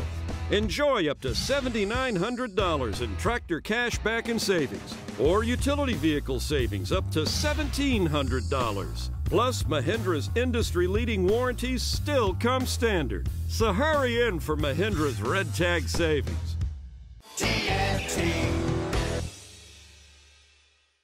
When you're in need of auto repairs, look no further than Nice Tire and Auto Service. Nice has been in business for 16 years with long-term, knowledgeable sales associates. They have the latest wheel balancing machine in the industry. And for passenger vehicles, they service AC, brakes, suspension, tune-ups, and much more. Never sit through a long wait. Nice Tire and Auto has 10 service bays to get you back on the road quickly. If you have tire problems, check out their large inventory with various Goodyear and Michelin tires. Nice Tire and Auto Service, 4792 Bluntstown Highway, 574-4100. With 50% off specials. Like or follow on Facebook to get all the details. PS4 tourneys, trivia, karaoke, darts, and more. Lots of daily lunch specials under $8. Happy hour specials daily and happy hour all day on Friday. The Hobbit American Grill. Barry knows cool. He's keeping you comfortable. Barry knows cool. You can put him to the test. Turn up the savings and be comfortable this spring when you turn to the experts at Carrier and Barano Heating and Air. Get $1,200 in cool cash rebates when you purchase a select Carrier system and get up to 60 months no interest on all purchases. Learn more at BaranoAC.com. Barry heating and air conditioning. Florida license CAC 057652. Hi, honey. How was your day? It was fine. Pretty uneventful. How about you? Well, I called the auditors this afternoon and made an appointment for one to come out to the house. Wait, what? Have you lost your mind? Auditors? Why would you call them? Now we have to find our tax returns, paycheck stubs, and financial records, not to mention all those forms. Good grief. Relax, honey. It's not that kind of auditor. It's not? No. I called the City of Tallahassee Utilities and scheduled a free energy audit. Energy audit? Right. It's when an energy auditor from our own utilities comes out to the house, examines the structure, and checks our energy and water systems, and then recommends changes we might make to save energy, water, and money. And you said it's free? Absolutely. It's free from the City of Tallahassee Utilities, our own utilities. Sounds good to me. Let's save some money. If you're a City of Tallahassee residential, electric, and natural gas customer, you can schedule a free energy audit. Call 891-4YOU. That's 891-4968. And schedule your free energy audit at a time most convenient for you. A message from the City of Tallahassee Utilities. Your own utilities. Don't just listen to The Jeff Cameron Show. Watch it live. The Jeff Cameron Show Streamcast. Live weekdays 3 to 6 p.m. Head to ESPNTallahassee.com today to watch live or catch up on demand. The Jeff Cameron Show Streamcast. Brought to you by Nice Tire and Auto, your trusted Goodyear dealer. Nice Tire and Auto, just minutes away from FSU campus. I'm Michael Blank, attorney with the law office of Jose Fernandez. If you've been in an accident, I know this can be a scary and confusing time. Our firm specializes in handling all types of accident and injury cases. Let us guide you through the process and get you the compensation you deserve. Call 855-HOSE-305 to make an appointment for your free consultation today. If you can't come to us, we can come to you, day or night. Call us now, 855-HOSE-305, the law office of Jose Fernandez. We don't get paid unless you do. Offices, Tallahassee, Miami. Se habla español. JRFinjury.com. Tired of your normal two-piece kit? Makita and Cornerstone are back together with a better-than-ever offer. Purchase a Makita brushless premium hammer drill and impact kit and receive your choice of a free bare tool, plus a free 6-amp-hour battery. That's a total of 3 batteries, a $150 value. Not to mention, buy any 3 Makita brushless tools and get a free starter kit, 1 tool bag, 2 5-amp-hour batteries, and 1 dual bay charger. Cornerstone Tool and Fastener, 1110 Stuckey Ave or 3269 Crawfordville Highway. Tallahassee location open Saturdays, 8 a.m. to noon. You're locked in with The Jeff Cameron Show on 97.9 ESPN Radio.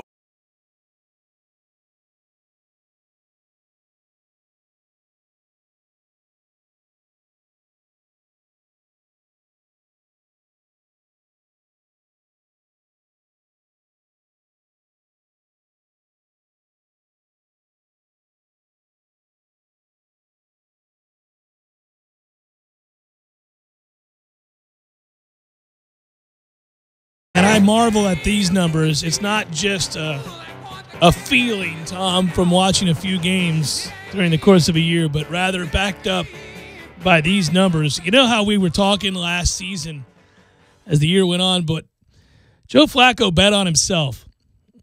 He bet on himself and went on one of the best postseason runs the NFL has ever seen and got paid accordingly and did walk away with the hardware. So it is to be commended, saluted, and noted at all times. Made the throws, got the ball down the field, was a big game quarterback, could win on the road.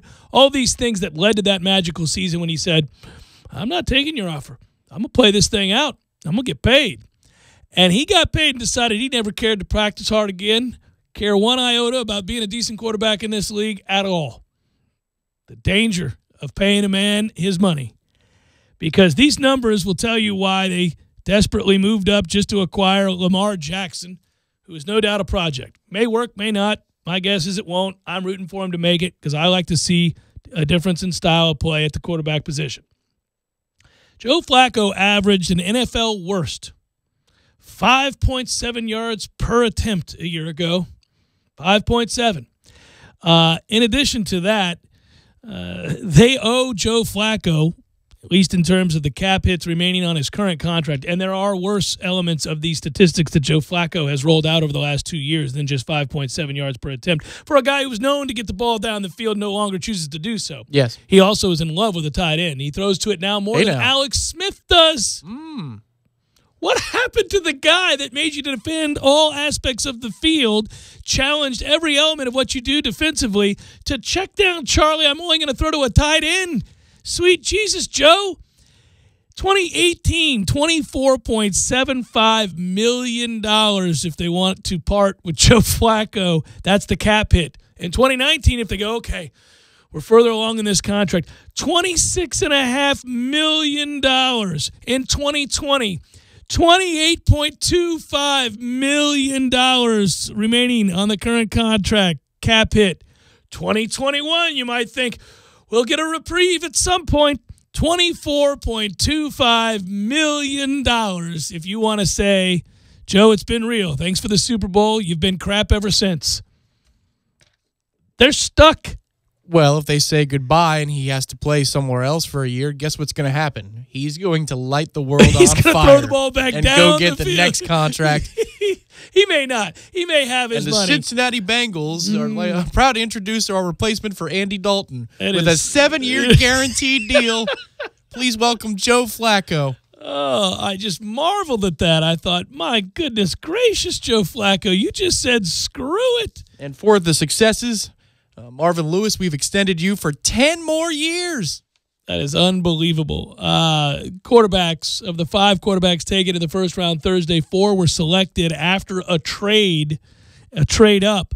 Over the last 3 years, 10 of the 11 quarterbacks picked in the first round have been drafted by a team that traded up in order to acquire the pick, including the head-scratching Mitch Trubisky draft by the Bears. Well, they moved up a bunch. They moved up a slot to get a guy that would have been there that nobody else wanted.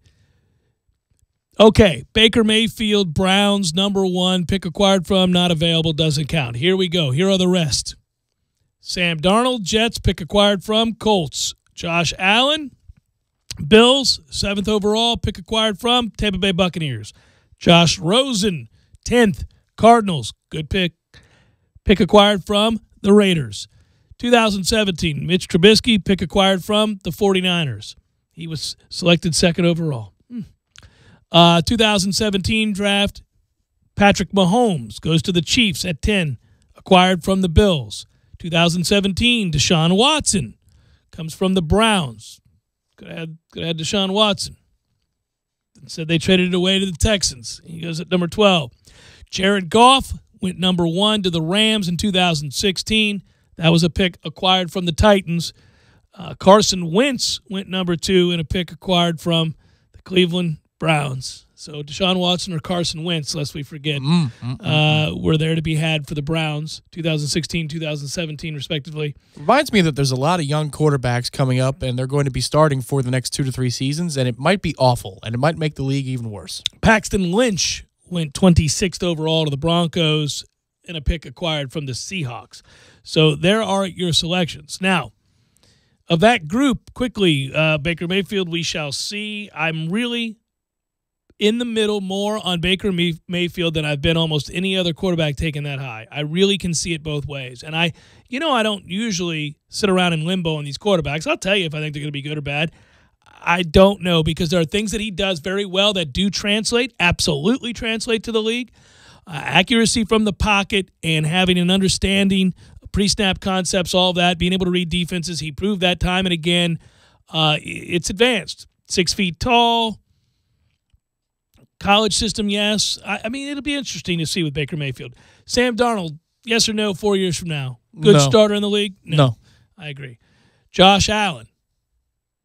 No. Josh Rosen? Yes. Me too. Lamar Jackson? He'll have a good 12-game period in his career. So I think that's the interesting thing, because I agree with you. Somewhere in there he'll do stuff to defenses that they don't know how to defend, because he's different than anybody they've had to defend before. And guys like that do make plays and do cause problems until the league adjusts or until it's beaten out of them. And we've seen guys go to the league and have success in brief stretches doing things, at least according to the NFL, in an unorthodox manner. And I am reminded that, once again, Dak Prescott looked very normal last year without the services of a great running game, Zeke Elliott's suspension, etc., the further diminishing play of Dez Bryant. He no longer looked like a superstar. Now, he did all these other things well, and when he had those things, performed. So it suggests that if you have the right pieces around him, he's going to be just fine. But he did take a huge step back. You look at Deshaun Watson. He lit the league on fire last year, and it looked like a surefire can't-miss pick, but then he got hurt. And a lot of these guys, I know, but a lot of these guys get hurt, so we'll see. No, I agree. What I was going to say is let the league adjust to him, too. They adjust to everybody. They do. They do adjust to everybody, and it will be – well, and conversely, you and me collectively, me certainly, thought, I've seen enough from Jared Goff already to know he can't play. Mm-hmm. And then obviously the right system, the right coach came along, and he showed not only could he play, but he'd really perform at a high level in the right system. So he was the opposite. He went from, I don't see it there, to, okay. Right. And Deshaun was the opposite. He came in and, wow, my goodness, not only is he making plays, he's really changing. He's winning football games. So hard to do, right? So many of these teams try to take a guy that won't lose them a football game. The NFL is an awful lot about don't turn it over, win the field position battle. Truly, that's what it's about. If I get the ball inside my own 20, can I get it out to my own 40 and punt? That's a win. I win that sequence because we know statistically speaking, if I have a decent punter, you're going to get it inside your 20 and you're not going to score. Right. And so if we don't turn it over and don't take unnecessary chances, win the field position battle, I probably win the game. Right. That's what Dirk Cutter says when he prays before his sleep. Which is ridiculous because you have a guy that can actually win you a game. And last year, Deshaun Watson was winning them games, and he gets hurt. We'll see what he is this year. I root for him because I'd like to see guys like that, change the NFL. But every time I think we're on the cusp of a change in the league, whether it's some sort of air raid or anything else, run and shoot like it back in the day, or if it's a mobile quarterback and now the incorporation of RPOs or anything else, we think it's on the cusp of happening, and then it's just not. It doesn't. The league adjusts, and we go back to the same old boring NFL. You would say the exception to that is Russell Wilson. Well, Russell Wilson, as we've noted, was always great from the pocket, and that, he's mobile, but he's mobile in a way that he wants to throw the ball down the field even when he leaves the pocket. He only runs when he has to, and he can at an elite level, but he's a passer first, not a runner first. Lamar's a runner first, period. Yeah, that's true. He has to learn. He's a project. You said it right. It's a project. We all know that, but the question is, with the arm talent he has, which is substantial, he's not a runner who has nothing. He's got a Chad Pennington arm. He's got a cannon and a quick release. No, he's got a big arm. It's not an accurate. Yeah, but you look at that as a scout and say, well, he does something that nobody else can do and probably hasn't ever done, especially at the height that he's at. And he has a quick release, and he's got a cannon.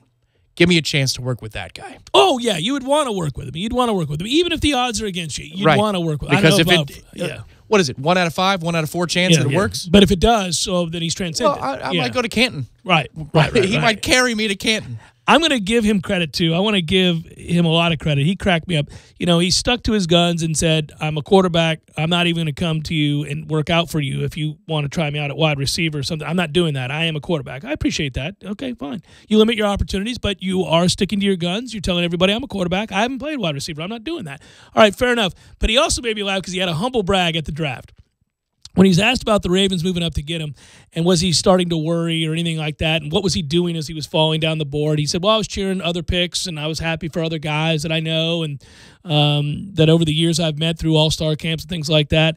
And then somebody, I'm paraphrasing the question, asked him about, were you worried that because you didn't open up the number of positions that you would play, that you refused to play any other position but quarterback, that it would come back to you? And he goes, well, that's the reason I didn't run the 40. Because I knew if they saw my speed, they'd most definitely want me to play wide receiver. Well done, young man. Well done. That's a great humble brag in the moment.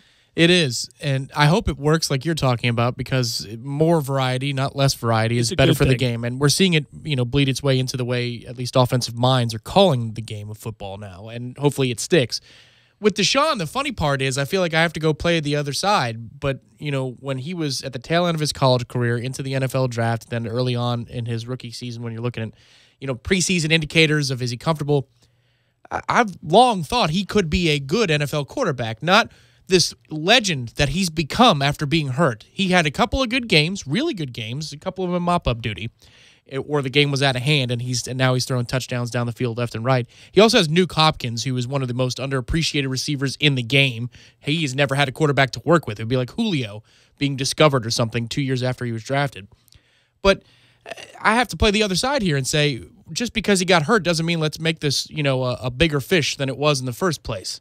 He's good. We'll see what happens when we get a little bit of film on him. And if he's able to adjust from the adjustment, like a good hitter in baseball who comes up to the bigs, he's hitting 330 his first month, and you go, okay, they'll find a hole in his swing. What happens when they do that? Does he have enough? And depending on the system you ran in college and what skills you showcased to me while you were a starter in college football, is how I view how long I give you in the league to make the transition. And one thing we're finding out more and more is that, well, and it's because a few people came into the league, set the world on fire. Sometimes they were in good situations. Sometimes it really were. If you go back to Ben Roethlisberger, a lot of people like to kind of engage in a little bit of revisionist history with him. And that is that, well, he came in and was immediately great, and look what the Steelers did. Well, they had an incredible defense. They had a stout run game, and they maybe made him throw the ball 16 to 18 times. That's what he had to do. And he was free to kind of build from there because he could fall back on elements of the game that were dominating for Pittsburgh with talent all around him. Now, he did emerge as a Hall of Fame quarterback eventually, but it was not overnight. It's very much the same as Dak Prescott year one in Dallas. Best offensive line in football, one of the best running backs in football, Hall of Fame receiver, Hall of Fame tight end. A lot of things going in your favor in that situation, and he put up numbers, and they won some football games. I always like to wait year 3, year 4 to really decide, okay, do we have something worth investing in here? Do we have something that we think by year 5, 6, or 7 is going to be upper echelon? Or are we still talking about a project that we need to move on from? That's really kind of the way to do it. And what you're finding is that if you expect all of these guys to do what Matt Ryan did do, admittedly in a good situation, but what Matt Ryan did do, which is in year 1 put up these big numbers, and there have been a few others, man, you're going to be sorely disappointed. It doesn't happen that way. Well, with Ryan and Roethlisberger, they called the game away from him. I'd argue that Prescott did more in his first year than either of those two did. The way the offense was structured in terms of run-pass balance. Mm-hmm. I mean, I get Zeke was awesome, but he was awesome. But Dak, and that offensive line was also awesome. Dak had to make more plays himself than either of those two quarterbacks did in their rookie season. I mean, remember the talking points that postseason was. They're protecting Ben all year long. Right. What happens if and when they're if something gets taken away? We don't know if he's good. That was the actual on-the-ground talking point about Ben. I don't know how good he is. Right. The Steelers do everything else so well that he hasn't had to be the guy. Of course, it turns out that way for Ben. And with Ryan, it does turn out that way, too, where, you forget about Michael Turner in the beginning of his career now. Right, yeah, steamrolling people. Right, because he eventually on his own, even when Tony Gonzalez is getting old, he's still making plays. And Julio Jones is not as consistent year to year. He was all-world, and then, last year, what the hell's going on? He's still making plays. Yeah, give it a little bit of time before we make a definitive statement or create something that's just not there yet. Because then if he fails by your crazy standard, then he's a bust.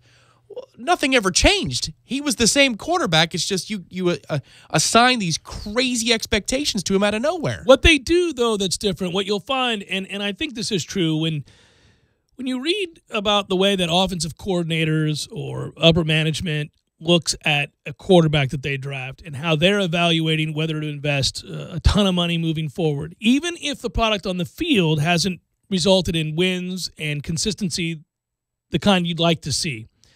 They evaluate, do you do the things that long-term wins in the NFL?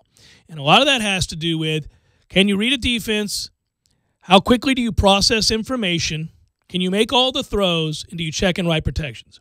If you do those things, and yet there are some warts and some problems and or other elements of the team aren't where they need to be, and you lose some games because of it, they don't fall into the trap the fans fall into, which is, well, if he were any good, they'd have a winning record. Or if he were any good, we would have already seen it by now. And I'm saying this is across the board. I think they look at that and say, well, he can read the hell out of a defense, checks you into right plays and the right protections. He can make all the throws, and he can process information quickly.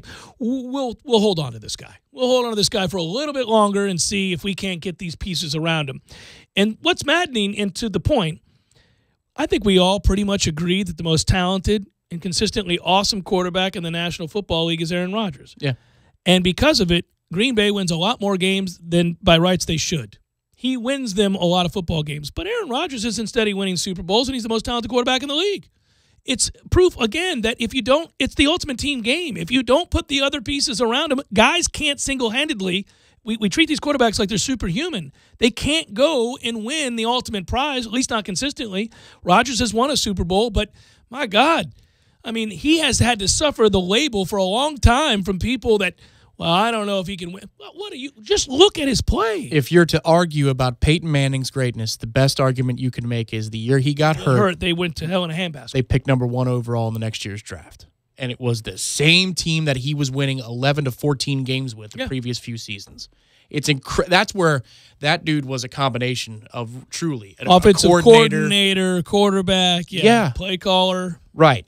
Again, I don't know that he will ever. Well, I know he won't. He will never have the postseason legacy of a Tom Brady or Joe Montana. But if you want to talk about bona fide badass that gives you wins above replacement, it's an easy argument to make that Peyton is one of the best to ever play, if not the best. Well, and some of that is, again, based on what organization you're in, what talent you have around them, when you came into the league, what you're up against. There have been great quarterbacks that didn't get lucky enough to play for an innovative, forward-thinking, revolutionary coach in Bill Walsh at San Francisco. So... You know what I mean? But the thing with Peyton is it's him. Tom Moore helps him for the first couple of years, and then it's like, well, I'm my own man. I got this, yeah. Reggie, you do this. Marvin, you do that. All right, let me see if I can find a scrappy guy. All right, Dallas Clark, Brandon Stokely. And if Marvin doesn't do what I ask, I'll just remain silent about that and hope that he comes around because I'm not going to yell at him. Marvin, I got a problem. He's like nervously, can I talk to you, Marvin? I got Pizza Hut. I got caught with Pizza Hut, a photo of me eating Pizza Hut. It's the Jeff Cameron Show, 97.9 ESPN Radio.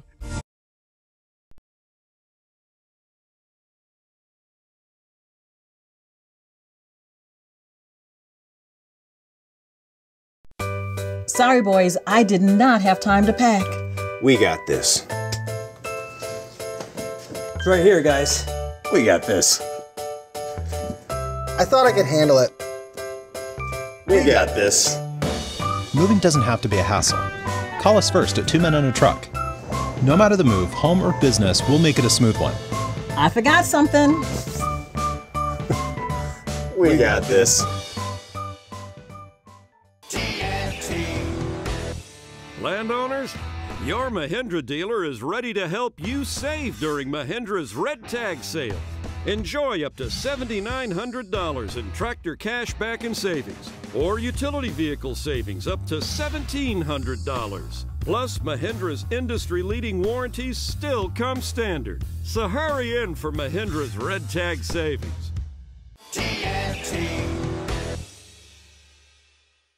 When you're in need of auto repairs, look no further than Nice Tire and Auto Service. Nice has been in business for 16 years with long-term, knowledgeable sales associates. They have the latest wheel balancing machine in the industry. And for passenger vehicles, they service AC, brakes, suspension, tune-ups, and much more. Never sit through a long wait. Nice Tire and Auto has 10 service bays to get you back on the road quickly. If you have tire problems, check out their large inventory with various Goodyear and Michelin tires. Nice Tire and Auto Service, 4792 Bluntstown Highway, 574-4100. Could you turn that down a little, please? Hello, my name is Jim Smith, and I'm the owner of Poor Paul's here in Tallahassee.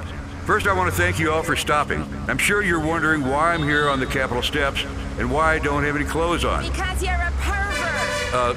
Let me explain. This is being recorded for a Poor Paul's radio commercial, and I think if I record it totally nude, people will pay more attention to my message. Business is great at Poor Paul's, but I still have one small problem. I'll say you do. My problem is that in spite of having free Gumby's Pizza and $4.95 pitchers every Sunday and Monday night, free beer and free mixed drinks for our lovely ladies every Tuesday night, and other great money-saving specials every other night of the week, some of you are still going to other bars. Bars whose owners would never bare their souls, so to speak, as I am. So I'm simply asking for your business so Poor Paul's can grow. I see something else that needs to grow. This isn't working. Hand me that towel, please. I have a hanky. Widden Glass takes care of Tallahassee business. Local contractors know Widden Glass has been taking care of business since 1945. They prefer Widden Glass because of their precise window glass replacement, masterful shower enclosures, and storefront glass. Widden Glass will take care of you to your complete satisfaction. That's been Widden's way of doing business for over 70 years. When you call Widden Glass, you're dealing with experienced, reliable professionals who offer only the best. Like Widden's top-of-the-line bath enclosures that provide style and luxury at an affordable price. Eye-catching storefronts are a specialty at Widden Glass. We'll help you design it and install it. We've done hundreds of storefronts in the Tallahassee area. That's why Widden is known for taking care of business. Widden Glass, the first name in glass replacement. Call 222-5781. Games for Less, the only locally owned and operated gaming store in town, has Tallahassee's largest selection of new and used video games and game systems. The future of video gaming is at Games for Less, where they have both the PS4 and Xbox One. It's time to trade in your old systems and elevate your gaming experience now. Games for Less is also your headquarters for the best in retro gaming. It's Atari 2600, original Nintendo, Super NES, or Sega Genesis, you name it. They got it at Games for Less. Games for Less, the Super Walmart Shopping Center on Appalachia Parkway. Give them a call today at 850-219-3535. That's Games for Less. Don't just listen to The Jeff Cameron Show. Watch it live. The Jeff Cameron Show Streamcast. Live weekdays 3 to 6 p.m. Head to ESPNTallahassee.com today to watch live or catch up on demand. The Jeff Cameron Show Streamcast. Brought to you by Nice Tire and Auto, your trusted Goodyear dealer. Nice Tire and Auto, just minutes away from FSU campus. Live from the AmeriGas Propane Studios in the capital city of Tallahassee, this is the Jeff Cameron Show on 97.9 ESPN Radio.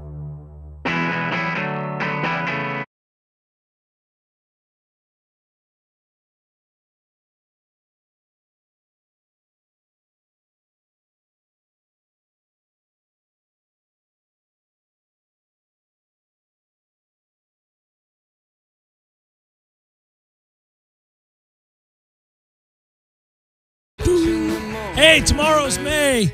Yay! I celebrate May because my old age have gotten to where I feel like May is the first time I start to peek ahead toward the fall. I know it's the dead of summer, but I go, ooh, really? Not much time now. Well, my birthday's next month, then July 4th, and then we're there. I don't really do that anymore with the birthday. Oh, really? I like to pretend that birthday's not on the horizon. I go, It's May. Soon to be football. I just make the jump. I just make the leap, buddy. How are you celebrating the big 5-1? I'm well done. I will be celebrating the big 4-7 by traveling to Chicago, Illinois, a place that I've spent an awful lot of time in, and I will be going to see Pearl Jam at Wrigley Field. You're going to Chicago, where number 47, John Lynch, laid out his brother-in-law, right? That's right. Or did he do that in Tampa? I forget where he did that. I don't remember, but it was awesome. Yeah. No, that's what I'm going to be doing. But I won't be doing that. It's going to be a delayed celebration, and it's for my friend's 40th birthday, not my 47th, but I'm pretending. It's my 40th, too. Yeah. If I say it is. Oh, how quickly the time it goes. Yes, indeed. By the way, Baker Mayfield, I was looking at these numbers, too. He's the first walk-on selected first overall ever in the draft. He's the fourth Oklahoma player taken first overall, and he is, he led the FBS with a 70.5% completion percentage, 11.5 yards per attempt, the highest single-season mark in the history of college football.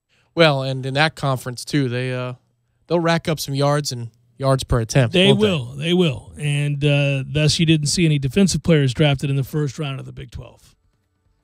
But even still, he'll set records for all conferences. I know. That's impressive. It is impressive. But, yeah, I think if I'm a member of the Big 12 there and I care deeply about its future and competitive or ability to remain competitive, I got to have a sit-down with what the hell we're doing. Like if you're the back behind-the-scenes guys going, cool about Baker, but we didn't have another guy go in the first round for the second consecutive year. We've had one person taken in the first round. Can you guys recruit better players? Or can we coach defense at all? Even a little bit. Final hour forthcoming. Stay with.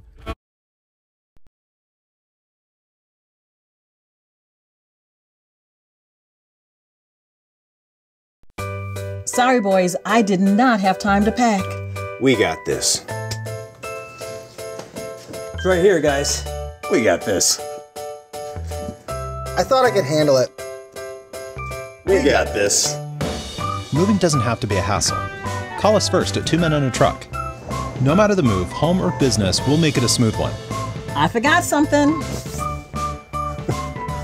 We got this. Landowners, your Mahindra dealer is ready to help you save during Mahindra's Red Tag Sale. Enjoy up to $7,900 in tractor cash back and savings. or utility vehicle savings up to $1,700. Plus, Mahindra's industry-leading warranties still come standard. So hurry in for Mahindra's Red Tag Savings. TNT.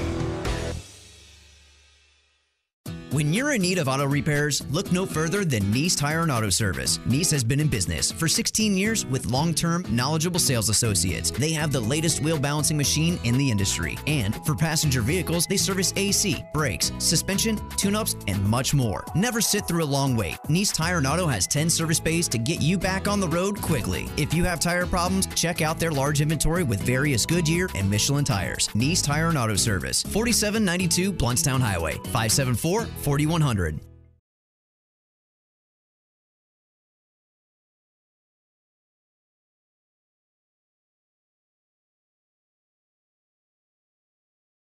Diamond Plate, parts to fix your tailgate. Truck and car concepts. We're your one-stop shop for trimming out your truck. Truck and car concepts. People with their cars, we're number one by far. Exterior accessories, lift kits for your mud needs. Mud tires, nice wheels, everyone will get a deal. Window tinting, that's a must. Come on out and visit us. Truck and car concepts. We're your one-stop shop, we always aim to please. Truck and car concepts. Everything is here from A to Z. Dad, what are you doing? Cramming for college. I'm the one going to college. Yeah, but we need to figure out how we're going to pay for it all. Discover Student Loans. Discover does student loans? Yeah, they're one of the top student loan lenders in the country. It takes 15 minutes or less to apply, and there are no fees for the life of the loan. Best of all, I can earn cash rewards if I get good grades. Really? Yeah, we still have time to apply and get a great rate. So I can just chill. College kids still say that, right? No one says that, Dad. Really? Yeah. Visit discoverstudentloans.com to apply today. Limitations apply. There's a difference between do it yourself and do it for a living. At the Home Depot, we get that. And we're here to help pros get the job done with the products and brands you trust. Technology to keep your job on track. Job site delivery to save you time. And bulk pricing on over 4,000 items every day to save you money. When you've got a job, we're on the job. The Home Depot. More saving, more doing. I'm Michael Blank, attorney with the law office of Jose Fernandez. If you've been in an accident, I know this can be a scary and confusing time. Our firm specializes in handling all types of accident and injury cases. Let us guide you through the process and get you the compensation you deserve. Call 855-HOSE-305 to make an appointment for your free consultation today. If you can't come to us, we can come to you, day or night. Call us now, 855-HOSE-305, the law office of Jose Fernandez. We don't get paid unless you do. Offices, Tallahassee, Miami. Se habla español. JRFinjury.com. O'Reilly. Stop by O'Reilly Auto Parts during Clean Car Month for great deals on everything you need to keep your car looking new, like Mother's California Gold Car Wash, now $4.99 for a 64-ounce bottle. Plus, earn double O Rewards points. Bring out your vehicle shine with Mother's California Gold Car Wash at O'Reilly Auto Parts. Better parts, better prices every day. Limit supply. See store for details. O'Reilly Auto Parts. Driving every day from the AmeriGas studios in the capital city of Tallahassee, this is 97.9 ESPN Radio, WTSM, Woodville, Thomasville, Tallahassee. ESPN Radio Sports Center. I'm Doug Brown. The Celtics host the 76ers tonight in Game 1 of their Eastern Conference semifinals. This is the 20th playoff series between these two teams, the most in NBA history. Boston has won 12 of the first 19 series. Our coverage of Game 1 starts at 7:30 Eastern on ESPN Radio and the ESPN app. Jaylen Brown doubtful for the Celtics with a right hamstring strain. The Cavaliers are in Toronto tomorrow night for Game 1 against the Raptors. Cleveland barely escaped a 7-game series against the Pacers in round 1. ESPN's Mike Golick. I don't want to go back and say the rest of this team is as bad as the Cavalier team that he took to the finals against San Antonio when San Antonio swept them out. I don't think that the rest of his team is that bad, but as far as the help he's getting, I mean, I'd have to go back and look at that series, and what they were doing and how much help he got from those guys, because He's just not getting it. Nobody else scoring 20 points. I mean, it's getting ridiculous. Mike Golick. But ESPN's Royce Young says the Cavaliers are still dangerous. They walk into a series against the Toronto Raptors, the best team in the Eastern Conference, and we're all sitting here. There's plenty of people that are picking the Cavaliers because we're just like, LeBron is LeBron, and you got to give him a chance because the guy's that amazing. Royce Young on Golick and Wingo. The Houston Texans sign undrafted free agent offensive lineman KJ Malone. He's the son of NBA Hall of Famer Karl Malone, and he played at LSU. Angels DH and pitcher Shohei Ohtani is day-to-day with a mild left ankle sprain. Manager Mike Scioscia says Ohtani could be in the batting order this week, but he won't pitch again until a weekend series in Seattle. The Maple Leafs will not re-sign general manager Lou Lamoriello. Instead, he'll become a senior advisor for the team.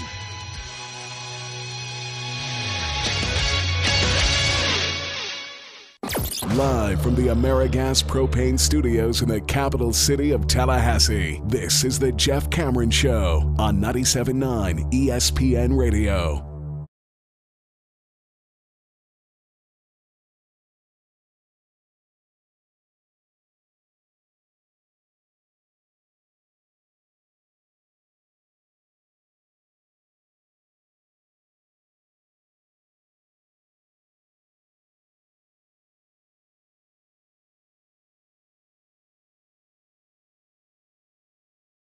Final hour of the Jeff Cameron Show, at least for today. Thanks for tuning to it. Hope you're doing well. Appreciate you joining us on your ride home. I'm Jeff, that's Tom. We're online, ESPNTallahassee.com. That's where you go to listen live via the streaming free always. Don't miss anything. Sometimes you do. When that happens, go get caught up. All 3 hours will be posted both to iTunes and in our own audio vault upon the conclusion of the program. You can always email me if you like.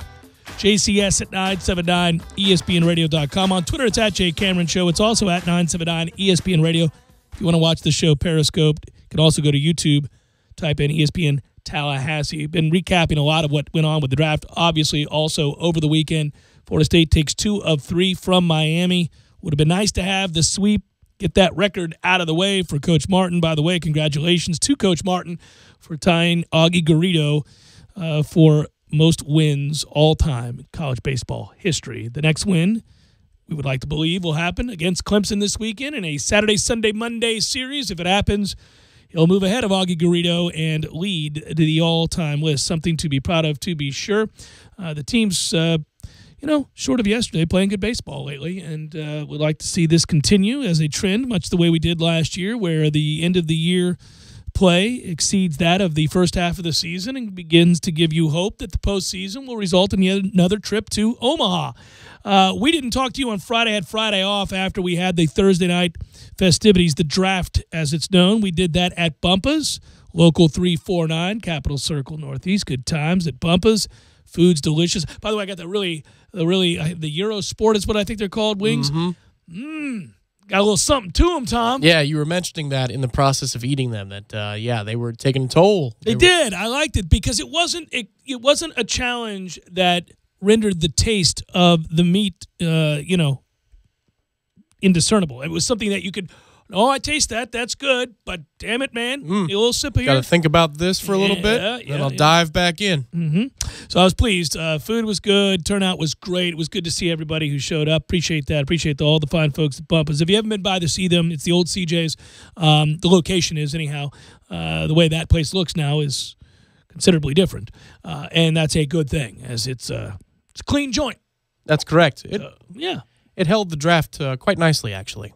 Perfect. All those TVs, the open air with the deck and everything, I enjoyed it. So thanks to all of you who came out, and thanks to our friends at Bumpa's.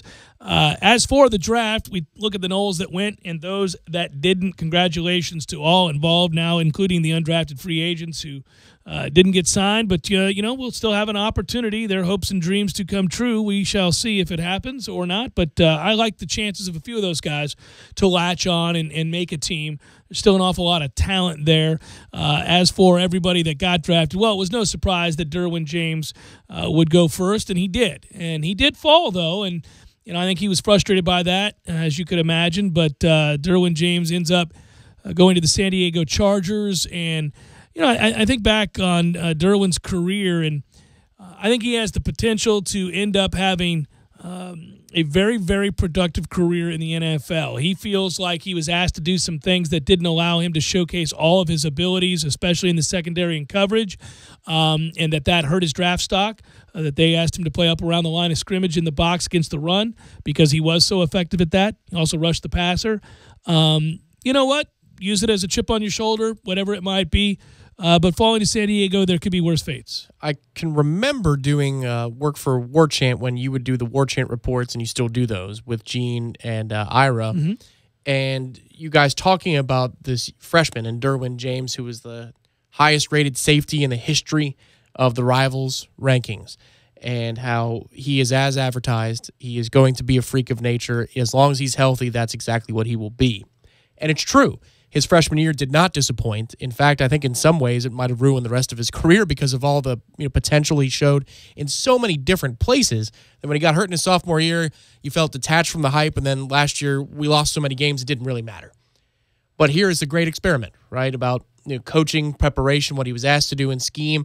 I think all Noles are going to keep an eye on what's going on out in L.A. with Derwin's career.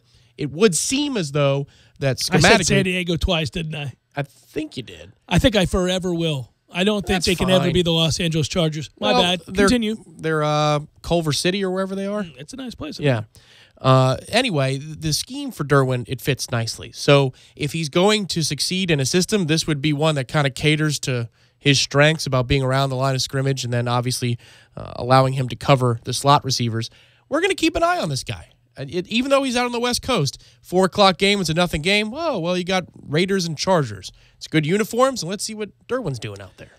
Good luck to him. Good luck to defensive tackle Derek Nottie, who finished obviously last year with 53 tackles, 4th on the team, selected early in the 3rd Friday night by the Kansas City Chiefs. He ends up being the 75th pick overall. Nottie is 317 pounds and a guy that, you'd like to think you place in the middle of that defensive line there and eat up space and hold your ground. So Nottie becomes the second Nole to be selected in the 2018 draft, and he goes in the 3rd round to Kansas City. Passionate about football in Kansas City, he'll go to a place that has a rabid fan base and a rich tradition and a pretty good football team. So that ought to be interesting. And then you watched a surprise happen in that the pick that was Rick Leonard in the 4th round, I think, was eye-opening. Not a lot of people saw that coming. He goes to New Orleans. He was the 3rd Nole to go in the 2018 draft. That probably shocked some folks. Josh Sweat fell to the 4th round as well. He goes to Philadelphia. Mixed reviews on Josh Sweat's career here. He was excellent at setting the edge. He was excellent against the run. Occasionally showed flashes of getting after the quarterback, was not nearly as explosive off the edge as maybe we had hoped he'd be, as highly touted as he was coming out of high school. But, of course, he had to deal with that devastating knee injury. That gave pause to a lot of teams around the league. It also affected his production here. But you wish Josh Sweat an awful lot of luck. Tight end Ryan Izzo goes in the 7th round to New England. Receiver Auden Tate goes in the 7th round to Cincinnati. I think Auden Tate has a chance to be a better player than where he was drafted. That is certainly the hope. You had some undrafted free agents, that some guys that we really thought at one time, at various points in their careers, were certain to be drafted in the first half of the draft that simply didn't. Matthew Thomas went undrafted. There's a guy that Jimbo Fisher went to the wall for, wanted to be sure that he became eligible, wanted to be sure that he played. He had so many trials and tribulations here regarding eligibility, frankly, and suspensions and the like. But when he was on the field, from a tackling standpoint, he amassed numbers. From a standpoint of how he impacted games week to week, not nearly as much as one would have hoped in his time here. We'll see if Matthew Thomas catches on with the Steelers, who bring him in now as a UFA. Tavares McFadden, no greater story of a guy, or no story best represents the kind of fall from grace, if you will. And I don't mean this in any way personality or criminality or anything like that. I'm just talking about as a football player. Stock. Yeah, his stock. Yeah. To see him fall from a guy that was a projected first-round pick who once was tied for the nation lead in interceptions to a guy who goes undrafted, has the kind of final season he did here, and ends up with the 49ers hoping to make a team, is really kind of startling. I would have told you at the time that while there were some technique issues, that body type, can't teach it. He was productive. He was learning how to cover exceptionally well the year that he was tied for interception lead. That was really surprising. Well, what was crazy about that season is that he put his body in position to make so many more interceptions that he just didn't finish on. Yeah. But the technique was all solid there. Well, and you thought there's a lot to work with there. He's going to go on to do great things. His one great gaffe, and this is one where he just got beat, was the USF game, first play. We score first play, they score first play, and he just got beat. He said, I miscalculated how fast that guy was. He ran right past him. Yes. Perhaps it was foreshadowing of a 40 time yet to come. But the other mistakes he made weren't for a lack of being in the right position. There was a play against Louisville, a play against Ole Miss, first game of the year. Play against Miami, I kind of need you to make, but... Well, this is the good year. Sorry. Yeah, I'm just but when things were going well, I mean, I said he looked like a tapestry, just draped over people. When the ball's in the air, you're like, well, this is stupid. Why would he ever throw that ball? Right. This has no chance of going well. And then to go from that to where he ended up. Yeah, really surprising. Wish him well as well. Ryan Green gets signed by the Jets, Jacob Pugh by the Seahawks, Trey Marshall by the Broncos, Jalen Wilkerson, who again raised some eyebrows when he noted he was leaving school early. I said it last hour. I'll say it again here. I just more than I used to. I have come to a better understanding that you got to be mindful of situations and how different they can be player to player. You don't know why a guy declares. You don't know why a guy who maybe isn't projected to go very highly decides to forego his final couple of seasons in college football. But everybody's story is different. And sometimes it involves grades. Sometimes it involves money for the family. Sometimes it involves a general dissatisfaction or unhappiness with his role. It can be any number of things. Some guys recognize college isn't for them. Any number of things. And I don't begrudge anybody who wants to get started in their professional career. And given that if you think you're good enough to just make a team, you get paid six figures. You got a chance to start your career, maybe latch on and take a step towards that second contract that much sooner. Perhaps it's the trap that we would fall into when things were really going well here under Jimbo, or that I'm sure a lot of fans fell into in the 90s, when you have the next man up, and we always think that next guy is going to be better than the one previous.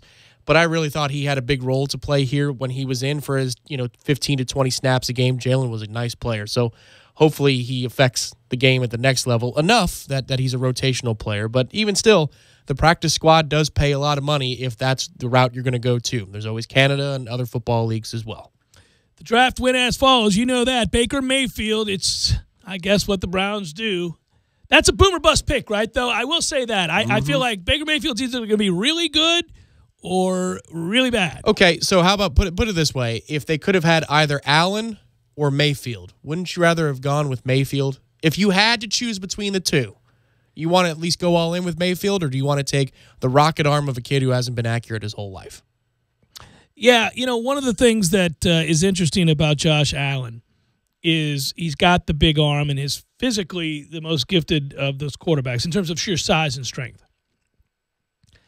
But I don't watch a lot of Wyoming football. I do know the argument is that he didn't throw a lot of checkdowns, that their offense didn't really call for that. They wanted him to get the ball down the field, and that's what he did. Not a lot of screens, not a lot of underneath routes. Yeah, his coach, Jordan Palmer, could not scream that from the hilltops loud enough. Which he did, I understand. And that's being an advocate for your player, which is a smart thing to do. Of course it is. And that's fine. I know, you rolled an eye, and I did too to some extent. I would have, if I were in position to have to make that pick, wanted to see more of the game-to-game play from Josh Allen to say with any degree of certainty whether or not I would have for sure gone with Baker Mayfield. But if you're asking me for surface-level analysis, yes, Baker Mayfield. If you had to choose between the two of them. The answer for me is neither, but But it's Baker Mayfield if you have to choose between those two specifically. I think if I were Cleveland, I think it's an awfully dangerous investment to say that it's Baker Mayfield or bust. Like, I didn't think he separated himself so much further from the other quarterbacks in this draft to warrant that selection. So I guess I would have fallen into the Saquon Barkley pick, and then if Baker were still there at 4 and that was my guy, then fine. If not, I would have drafted Josh Rosen. I was high on Josh Rosen all along. Yeah, the tea leaves suggest, too, that I'm sure the Colts were on the phone with the Bills at 6. They had to have been, right? And the Colts were insisting that the Bills forfeit both of their first-round picks. And that has to be what happened here, because if you think about it, the Colts go with the best player available, and obviously one that hurts your soul a little bit. And then the Bucks take 2 second-round picks, and they swap first-round picks. Yeah. That had to be what this was about. Oh, they were trying to fleece them, yes. Yeah. Absolutely. What you should do if you think you've got a team desperate enough to make an asinine decision, you go for it, and if it doesn't work out, all right. In a weird way, the Bills could just say, well, we're not afraid of 7. Tampa's not taking a quarterback, so this is our best offer, and do what you're going to do. But, all the mock drafts that were educated the night before with Mike Mayock, among others, they were talking about how Buffalo was going to trade with Indy. It just appeared that Indy was asking for a little bit too much. King's ransom. And the Bucs said, well, Nelson's off the board. What you got for me? It is quite clear the Bucs were going to take Nelson because that took all of 2 seconds. The second that when Nelson went to Indianapolis, peace out, we're moving down. They just were not in love with Derwin James, and we're not going to take him there. Figured he'd still be there at 12 if they wanted him, but I don't think they ever wanted him. It doesn't appear that he was there. He was there. They did not want Derwin James. I mean, you position yourself, again, perception-wise, the draft bears out 2 or 3 years later, but to be able to trade back, get 2 second-round picks as assets, and then still get Derwin James, if they made that pick, he would be hailed as a hero today. Jason Light? Jason Light. Yeah. Yes, Jason Light would be hailed as a hero. It hero. tells you they didn't want him. Right. And I do think you can argue defensive tackle is still a need. Vita Vigos comes from Washington. For those that didn't watch a lot of Washington, understand that. The Bucs got picked 12, 53, and 56, by the way, from the Bills. The Bills got 7 and 255. That's how that trade went. And, the Bucs have drafted. It's interesting. The Bucs and the Vikings are very similar in that they have a theme or a belief or a guideline. The Vikings draft a cornerback every year. They're just always drafting a corner. And it's Terrence Newman committed to coming back today. Why would the Vikings say yes? They just drafted 18 corners and they have Xavier Rhodes. I'll get to the Vikings in a second, but the Buccaneers have now drafted 1 defensive lineman in the previous 4 drafts. They needed to get off of that trend and get to where you bring in more defensive linemen. That's not too many. They need more defensive linemen, high-profile defensive lineman picks, guys that had been certifiably great in college. They allowed 17 rush TDs last season. That was 3rd worst in the league. They allowed an NFL high almost 6 yards per play last season. That was the worst in the league. The Bucs do a lot of things wrong, and some of it starts with the inability to stop the run. And I know we think, well, got good linebackers, really can't get after the passer. We're always looking at the defensive ends, but in truth, must not have quality depth at the defensive tackle position to give up that many yards rushing. And I think if you just watch Tampa Bay, you see that. The first line's fine. After that, they get worn down, and teams are able to run on them. Well, Baker was trash. McDonald's a good player, but he was a rotational player, and then we got rid of him. So, same thing you said earlier with surface analysis. Yeah, I'm sure you got asked a bunch. I got asked a bunch. What do you think? I thought, well, I don't watch enough of Vita, but what I can tell you is, in theory, that makes McCoy better, and that makes JPP better, and McCoy's not going to be here for another 3 or 4 years. That's right. That's another reason. You have your replacement there, and if you're the worst across the board defensively, you may as well start in the trenches. So I don't know if it's going to work out. I was a little bit more partial to Deron Payne, maybe, from Alabama, because I saw a little bit more of him play. But, this makes sense, at least from the very basic standpoint, that if you suck at everything, you might as well start in the trenches. He was the Defensive Player of the Year in the Pac-12. He was the first Husky to win Pac-12 Defensive Player of the Year since 1996. Washington's defense allowed the 4th fewest rushing yards per game with him anchoring that defense, the 2nd fewest yards per rush in all of college football. So that's outside of the Pac-12. This is a guy that obviously you'd like to think is going to take up an awful lot of space. He's a huge man. You know who would be a great person to ask about that is Willie, Coach Taggart. And maybe I'll give Willie a call tonight. Yes, and say, Coach, hey, listen, I'm not calling for an interview. I just want to talk to you about Vita. Can you talk to me about what the Bucs did with him and the player you saw him to be? Is he a 2-down player, Coach? Did we just draft a 2-down player? Is his weight going to be a concern? I mean, come on, man. The Dolphins went with Minkah Fitzpatrick. They liked him more, and they were in a position to some thought they were going to move around and get their quarterback. The Cardinals knew what 11 was going to do, right? The Cardinals knew exactly what was going to happen.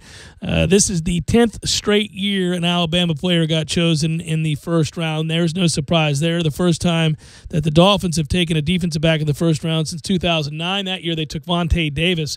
And no team allowed more receptions by the tight ends than the Miami Dolphins last year. Only 2 teams allowed a higher completion percentage as well. They needed to start defending the pass a little bit better. hence the pick. That's why you look around and you say, well, what did everybody do? Do you like their picks? Do you like what they chose to do there? Well, it makes sense anyhow. We don't have any guarantees that these guys are going to work out, but they're addressing a need without question. If you're a Dolphins fan, I don't think that's the end of the world there. And we were watching the draft with the Dolphins fans, and as the draft was going, you pick 5, pick 8. Well, what should we do now? What should we do now? Well, it should be Rosen. At 10, Rosen's off the board. What should we do? Well, I don't know. I have no idea. No, I don't. Yeah, it was going to be Rosen. You got your guy. It's going to be Rosen. It's going to be Rosen. You blew your opportunity on Rosen. Didn't happen. What are you going to do from here? Yeah, that's how that went. Well, I guess all in all, the draft was fun again. There are a lot of question marks, man. All those quarterbacks in the first round, setting records. I feel like there were a lot of B- to B+ players in this draft, but not a whole lot of A+. Just a whole lot of above average players. Like there may be a lot of 3rd and 4th round picks this year across the board who do well, but they aren't superstars, excuse me. But there aren't those slam dunk picks. I agree with that. By the way, the other thing to look at, we noted running backs, a deep position in this draft. 3 running backs were drafted in the first round. That's the first time in 6 years. So maybe a return. Running backs starting to kind of be valued again. There was a time where a lot of people thought, get a running back just about anywhere. Well, in a draft that saw so many so much talent at the position, deep talent there, they still saw 3 go in the first round. Of course, the Bucs went early in the second round. I think the funny thing is you kind of run out of positions to choose from on offense because of the college game and how different it is from the pros and the struggles that the professional scouts are having and analyzing and projecting what a kid's going to be. For example, offensive lineman, so many spread systems. I don't know what this kid is. If we're going to run a pro style, I got to get his hand in the dirt, and I don't know if he can handle that. Receiver, well, these kids don't know how to run routes. So unless he's a physical freak, am I really going to waste a pick on a receiver? Quarterbacks, well, there aren't very many good ones of those either. So what's left? Tailback. You knew that these guys were going to be contributors. So with the known commodity thing, I kind of get why this year it kind of went that way if you didn't go defense. One other thing of note here in the lengthy opening segment to the 5 o'clock hour, as we noted, the Florida State players that did and did not go. We talked about Mike Martin tying Augie Garrido's record. Now has to beat Clemson to surpass it. There was a piece of bad news over the weekend, and that had to do with center Ike Obiagu deciding to take it on down the road and leave Florida State. It's a head-scratcher. He was a formidable force on the defensive end, a guy that I thought projected to be a star in 2 years because he already had the second bounce, the ability to block shots, was almost preternatural for a freshman. He was that good. He impacted the team this year in his freshman season, a team that went to the Elite Eight. He only figured to get more minutes next year. To see him leave is a head-scratcher. A guy wouldn't want to leave after basically getting in as much time as he did a year ago on a team this good. Now to have to go and sit out.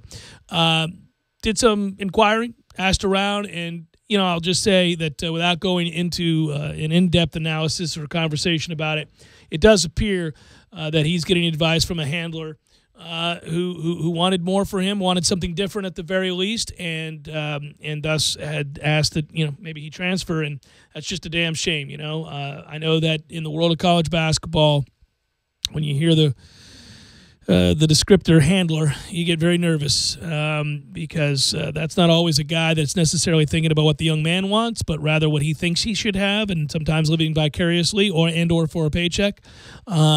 And they can get in the way and disrupt things because by all accounts, Florida State was very happy with Obiagu on and off the court. And by all accounts, Obiagu was very happy being a member of the Florida State basketball team and a student at FSU. So this says, again, to me, if both sides were really happy with how things went in year one, and both sides seem to have a really good marriage going early in the process, and yet this young man is going to transfer and sit out a year, that he's getting advice that is most unfortunate for all parties involved. We wish him well, but that's a kick in the pants for Florida State because he's a good player. Means there's more than two sides, that's for sure. That's right. Jeff Cameron, 97.9 ESPN Radio.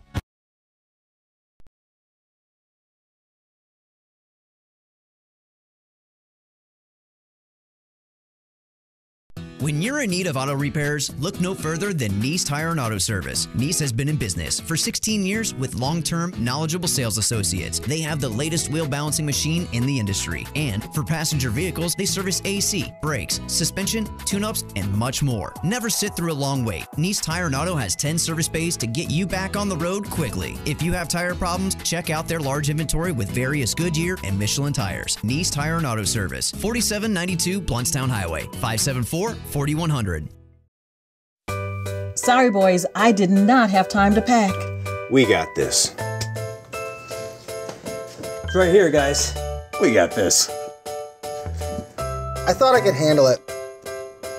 We got this. Moving doesn't have to be a hassle. Call us first at 2 Men and a Truck. No matter the move, home or business, we'll make it a smooth one. I forgot something. We got this.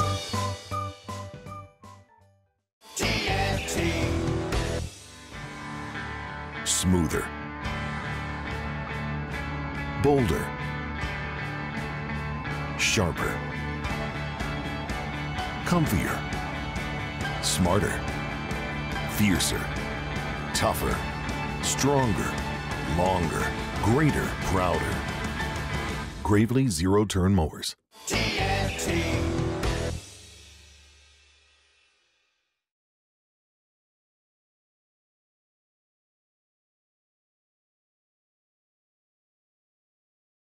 Pricing may vary. Restrictions may apply. Free 2-day shipping when you spend $35 or use your Red Card on eligible items. Hi, I'm Jay Farner, CEO of Quicken Loans. If you want to buy a home, we could help you get a great mortgage that may require as little as 3% down. And we also invented Rocket Mortgage. It gives you a solid approval in as few as 8 minutes. And for 8 years in a row now, J.D. Power has ranked Quicken Loans highest in the nation in customer satisfaction for primary mortgage origination. Call America's largest mortgage lender at 800-QUICKEN or go to rocketmortgage.com. Based on Rocket Mortgage data in comparison to public data records. Call for cost information and conditions. Equal housing lender. License in all 50 states. NMLS number 3030. Results may vary.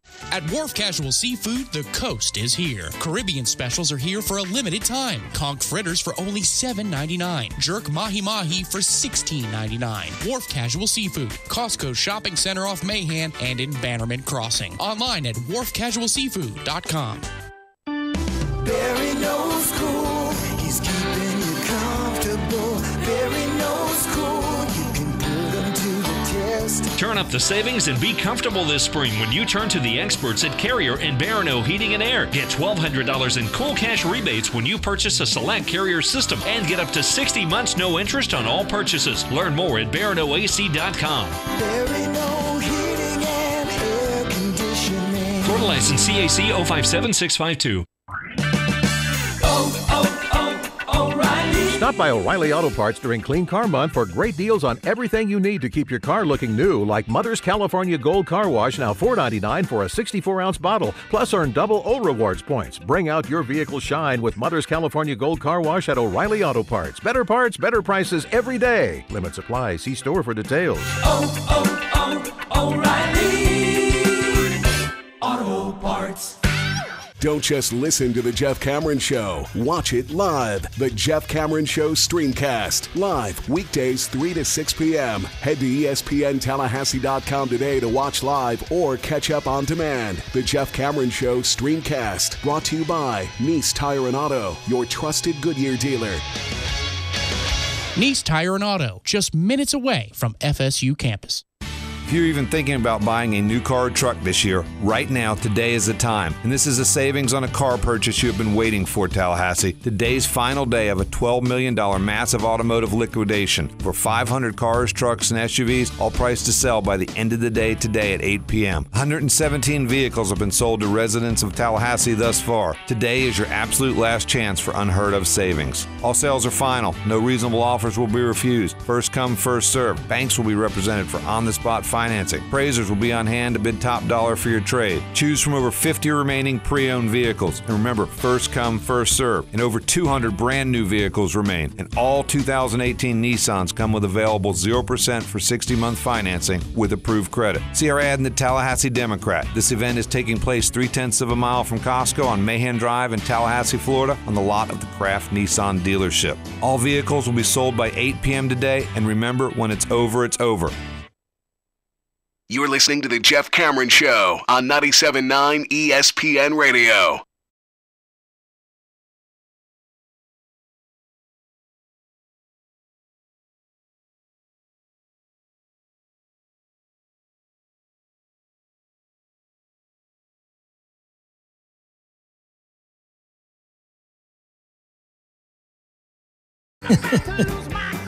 Oh, it's fun reading some of the emails and tweets that come in. Post-draft, always fun. So, a couple of things here. This was brought up regarding a Buccaneers selection. Tom and I brought this up first hour. So, the Justin Watson kid, everybody raised eyebrows and said, wait a minute, am I looking at these numbers properly? Because those numbers suggest he's a superstar. Now, I'll grant you he played at Penn, but with the 144th selection in the 2018 draft, the Buccaneers did indeed take Justin Watson, wide receiver from Penn, 6'3", 225. What was that 40 again? Sub 4.5. I think it was like 4.43, 4.45, something like that. The overview of him, according to the NFL, very good NFL size with muscular, well-proportioned frame, outstanding football character with first in, last out mentality. Posted 3 years of heavy production, scored at least one touchdown in each game this year. Sinks his hips into his breaks for sudden stops. Ball skills are very solid. Ball tracking comes easily. Finds it early and can bring it in over his shoulder. Quick to snatch and tuck. Makes late. This whole report is really makes late contortions to the ball to bring it in.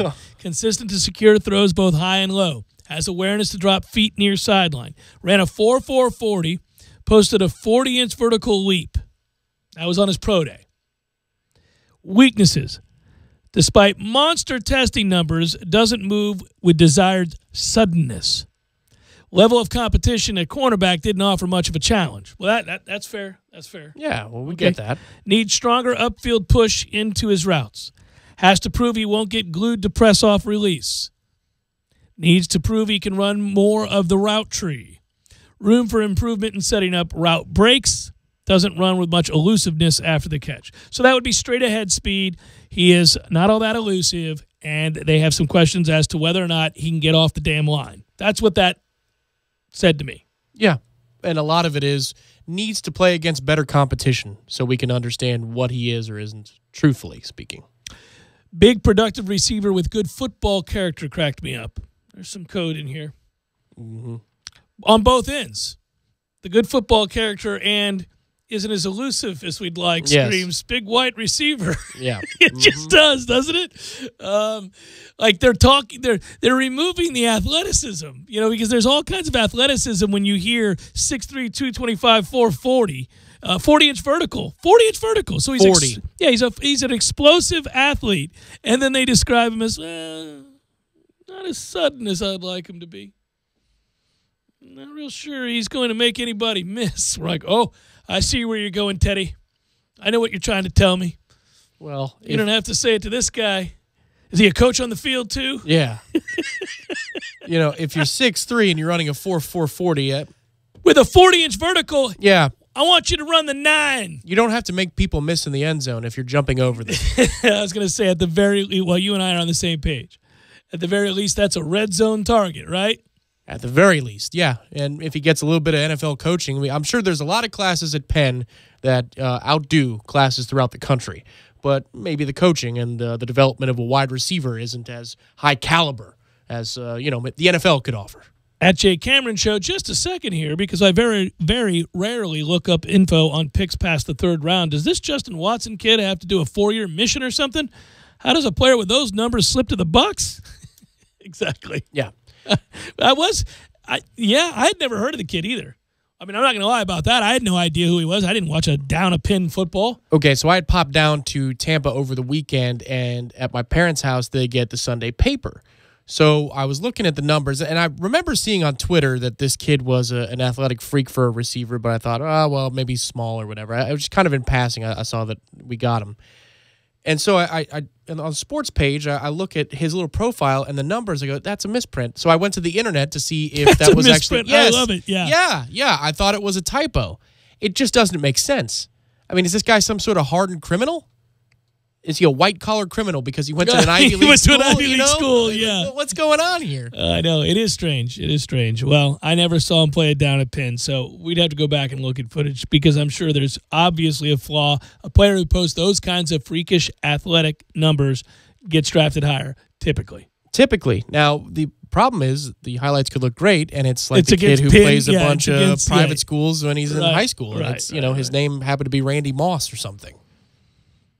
That tape always was something to behold. Well, Randy Moss just embarrassed. But the crazy thing is, it really didn't change all that much. No, it didn't. No. And he really didn't need to know how to run anything other than a 9 or a post. Right, yeah. Just run one of those. I mean, we're all right here. His Friday highlights look like a lot like his Saturday highlights, and they look a lot like his Sunday highlights. Especially against the Bucks when he first started. This Oh, freaking my God. guy, it doesn't matter if we cover him. It doesn't matter. I just love that my man waved the hand as soon as the ball was snapped. He didn't even have to be in his route. He's, woohoo! I'm open. Randy, they're doubling you. No, I am always I got you, House. Open. Always. That's true. You are, aren't you? You are always open. And he was so country. That was the best part. Oh, it still is. People use like a lot of code with Randy. I'm like, dude, he invested in NASCAR Truck Series. I was looking back at the Cleveland Browns, and this is remarkable. Every year the Browns have a number that's posted when it's their turn to pick that you go, what? They are really that? That's really crazy. That's impossible that they're that. But they are. I'm going back. The last Browns quarterback to win a playoff game was Vinny Testaverde. Excuse me? The last Browns quarterback to win a playoff game was Vinny Testaverde in 1995. Holy Jesus. So this is kind of crazy. While we're on the subject of really bizarre statistics and ones that reek of just a futility that no franchise in any sport should ever suffer from. Cleveland is 2-41. Okay, I'm going to repeat this now. Cleveland is 2-41 in their last 43 games dating to Week 6 of 2015. They are 2-41. You know how when your team is bad and you just because you love them and it's habit, and maybe there's a sick comfort in what you know, so you tune in armed with the knowledge that they're terrible, but there's a comfort that you gain from seeing your hometown team, their uniform colors. You reminisce. You think back to the times that you entered that stadium with your parents. Oh, I'm going to don the orange and brown today, boys, just like I did as a child. It's going to be a good Sunday afternoon. And when you move away, you long, you pine for those opportunities to once again tailgate with your fellow Cleveland fans, or as I did with Bucks fans, or any team that you root for, especially those that have been appreciably worse than the others in the league. And you went to those games, right? Now imagine you do that still, and you're a Browns fan, and you've watched 43 games go by since 2015, and know that you've won 2 of them. Mm-hmm. 2! There is a better than 95% chance that you lose over that span. That's just impossible in a league that's built to go 8-8. It's a league built around mediocrity. It rewards being average. It's set up. The system is rigged so that you will, at the very least, be average. You keep picking very early if you're not average so that you can undo the level of suck that you currently reside under. And yet there sit the Browns, 2-41 in their last 43 football games. All right. An addendum to that, Baker Mayfield won the 2017 Heisman Trophy. The 2 wins that the Cleveland Browns have authored in their last 43 games since Week 6 of 2015 were both engineered by Heisman Trophy winners. Johnny Manziel in Week 14 versus the 49ers, and Robert Griffin III won a game in 2016 Week 16 versus the Chargers. Just odd. The last Browns quarterback to win a playoff game was Vinny Testaverde, 1995, also won a Heisman Trophy. We're saved! Or not at all. Or we could just win 3 games. Or not at all. Maybe 3. We could just be really bad and maybe occasionally win a game as engineered by a former Heisman Trophy winner. 2-41. I just... You're allowed to become a free agent at that point, aren't you? As a fan?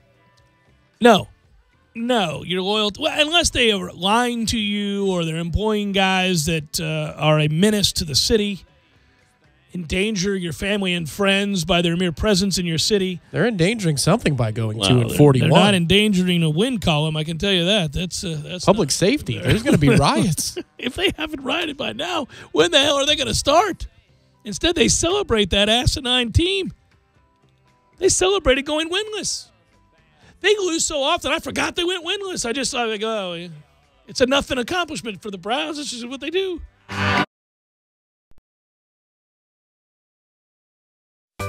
Sorry, boys, I did not have time to pack. We got this. It's right here, guys. We got this. I thought I could handle it. We got this. Moving doesn't have to be a hassle. Call us first at 2 Men and a Truck. No matter the move, home or business, we'll make it a smooth one. I forgot something. We got this. Landowners, your Mahindra dealer is ready to help you save during Mahindra's Red Tag Sale. Enjoy up to $7,900 in tractor cash back and savings, or utility vehicle savings up to $1,700. Plus, Mahindra's industry-leading warranties still come standard. So hurry in for Mahindra's Red Tag Savings.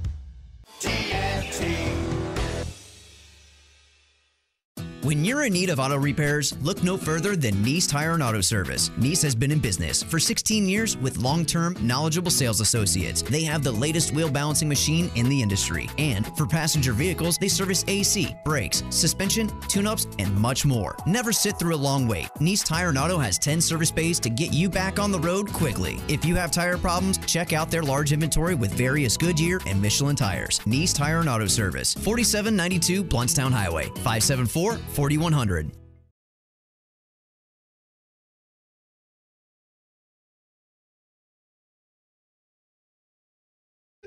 Gordo's, bringing the flavor and flair of Cuban food to Tallahassee since 1996. Dad, what are you doing? Cramming for college. I'm the one going to college. Yeah, but we need to figure out how we're going to pay for it all. Discover Student Loans. Discover does student loans? Yeah, they're one of the top student loan lenders in the country. It takes 15 minutes or less to apply, and there are no fees for the life of the loan. Best of all, I can earn cash rewards if I get good grades. Really? Yeah, we still have time to apply and get a great rate. So I can just chill. College kids still say that, right? No one says that, Dad. Really? Yeah. Visit discoverstudentloans.com to apply today. Limitations apply. This Day in Sports brought to you by Superlube. Superlube, 19 Tallahassee area locations. Quick, convenient, no appointment necessary. This day in sports history. April 30th, 1993. While playing a match in Hamburg, Germany, #1 tennis player in the world, Monica Seles, was stabbed in the back by a fan who was obsessed with her biggest rival, Steffi Graf. It was an attempt to help Graf regain her #1 status. Although the injury only took weeks to heal, Seles did not return to tennis for 2 years and would never be the same. ESPN Radio Sports Center. I'm Doug Brown. The Celtics host the 76ers tonight in Game 1 of their Eastern Conference semifinals. This is the 20th playoff series between these two teams, the most in NBA history. Boston has won 12 of the first 19 series. Our coverage of Game 1 starts at 7:30 Eastern on ESPN Radio and the ESPN app. Jaylen Brown doubtful for the Celtics with a right hamstring strain. The Cavaliers are in Toronto tomorrow night for Game 1 against the Raptors. Cleveland barely escaped a 7-game series against the Pacers in round 1. ESPN's Mike Golick. I don't want to go back and say the rest of this team is as bad as the Cavalier team that he took to the finals against San Antonio when San Antonio swept him out. I don't think that the rest of his team is that bad, but as far as the help he's getting, I mean, I'd have to go back and look at that series, and what they were doing and how much help he got from those guys, because he's just not getting it. Nobody else scoring 20 points. I mean, it's getting ridiculous. Mike Golick. But ESPN's Royce Young says the Cavaliers are still dangerous. They walk into a series against the Toronto Raptors, the best team in the Eastern Conference, and we're all sitting here. There's plenty of people that are picking the Cavaliers because we're just like, LeBron is LeBron, and you got to give him a chance because the guy's that amazing. Royce Young on Golick and Wingo. The Houston Texans sign undrafted free agent offensive lineman KJ Malone. He's the son of NBA Hall of Famer Karl Malone, and he played at LSU. Angels DH and pitcher Shohei Ohtani is day-to-day with a mild left ankle sprain. Manager Mike Scioscia says Ohtani could be in the batting order this week, but he won't pitch again until a weekend series in Seattle. The Maple Leafs will not re-sign general manager Lou Lamoriello. Instead, he'll become a senior advisor for the team.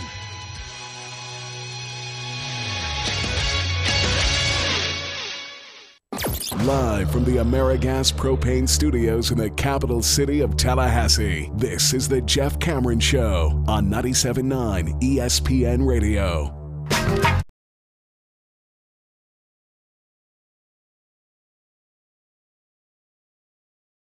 Tonight, my friend. Little hockey tonight. Yeah, it's just kind of a big one. A little important. I don't like going into games with the thought that if you lose this one, you can call it a day. It's not necessarily true, but it's probably true. It could be. We didn't play badly on Saturday. I would imagine that you get down 2-0 to Boston, you can call it a day. It would be a little bit more.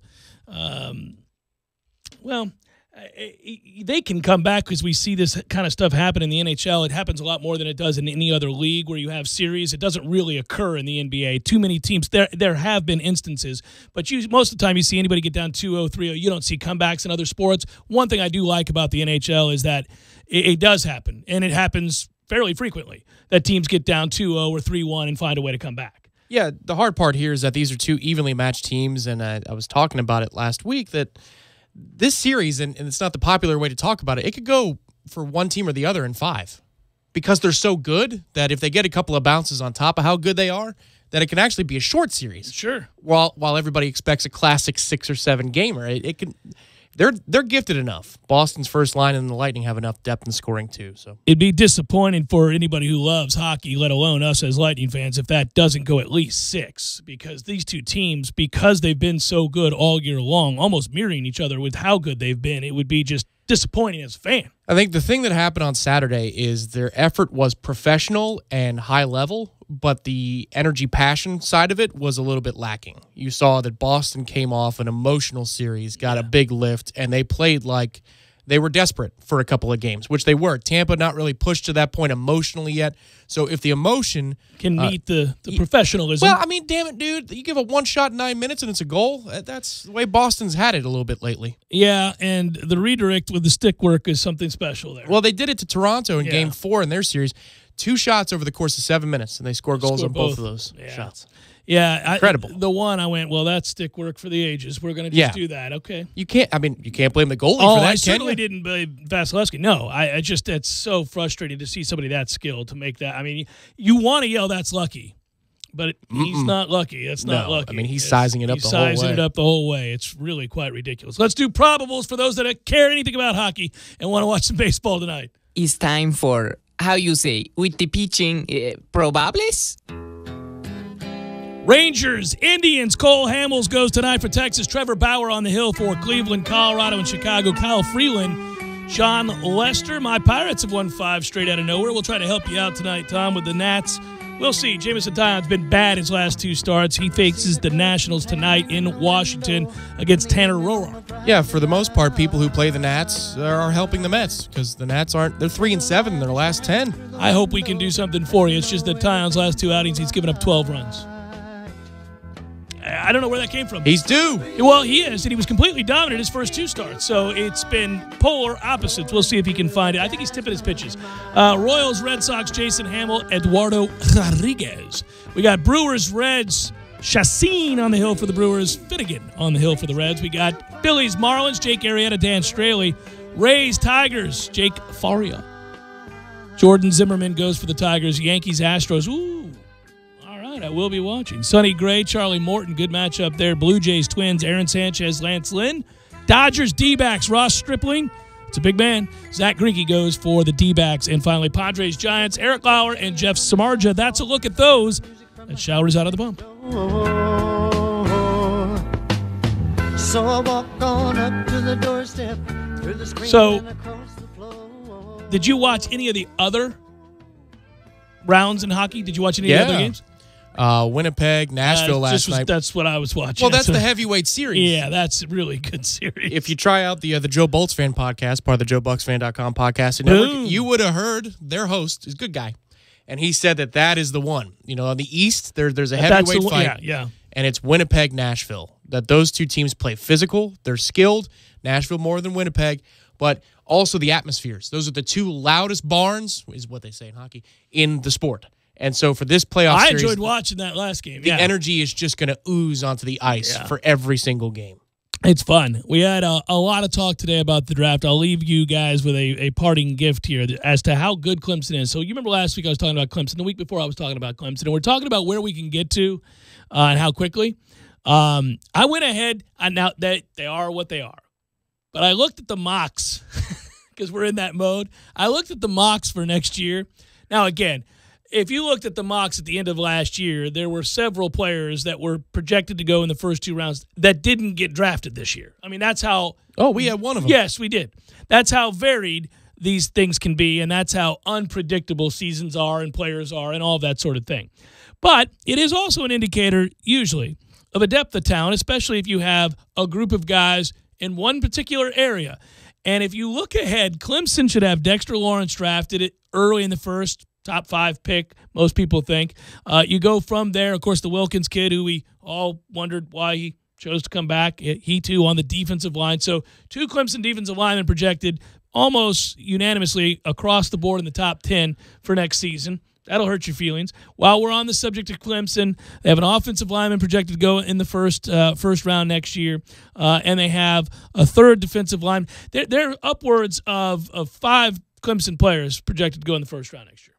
Well, that's what happens when you have first-rounders come back for no reason. You know, you'll stack up. They should have had a couple more go in the first round this year.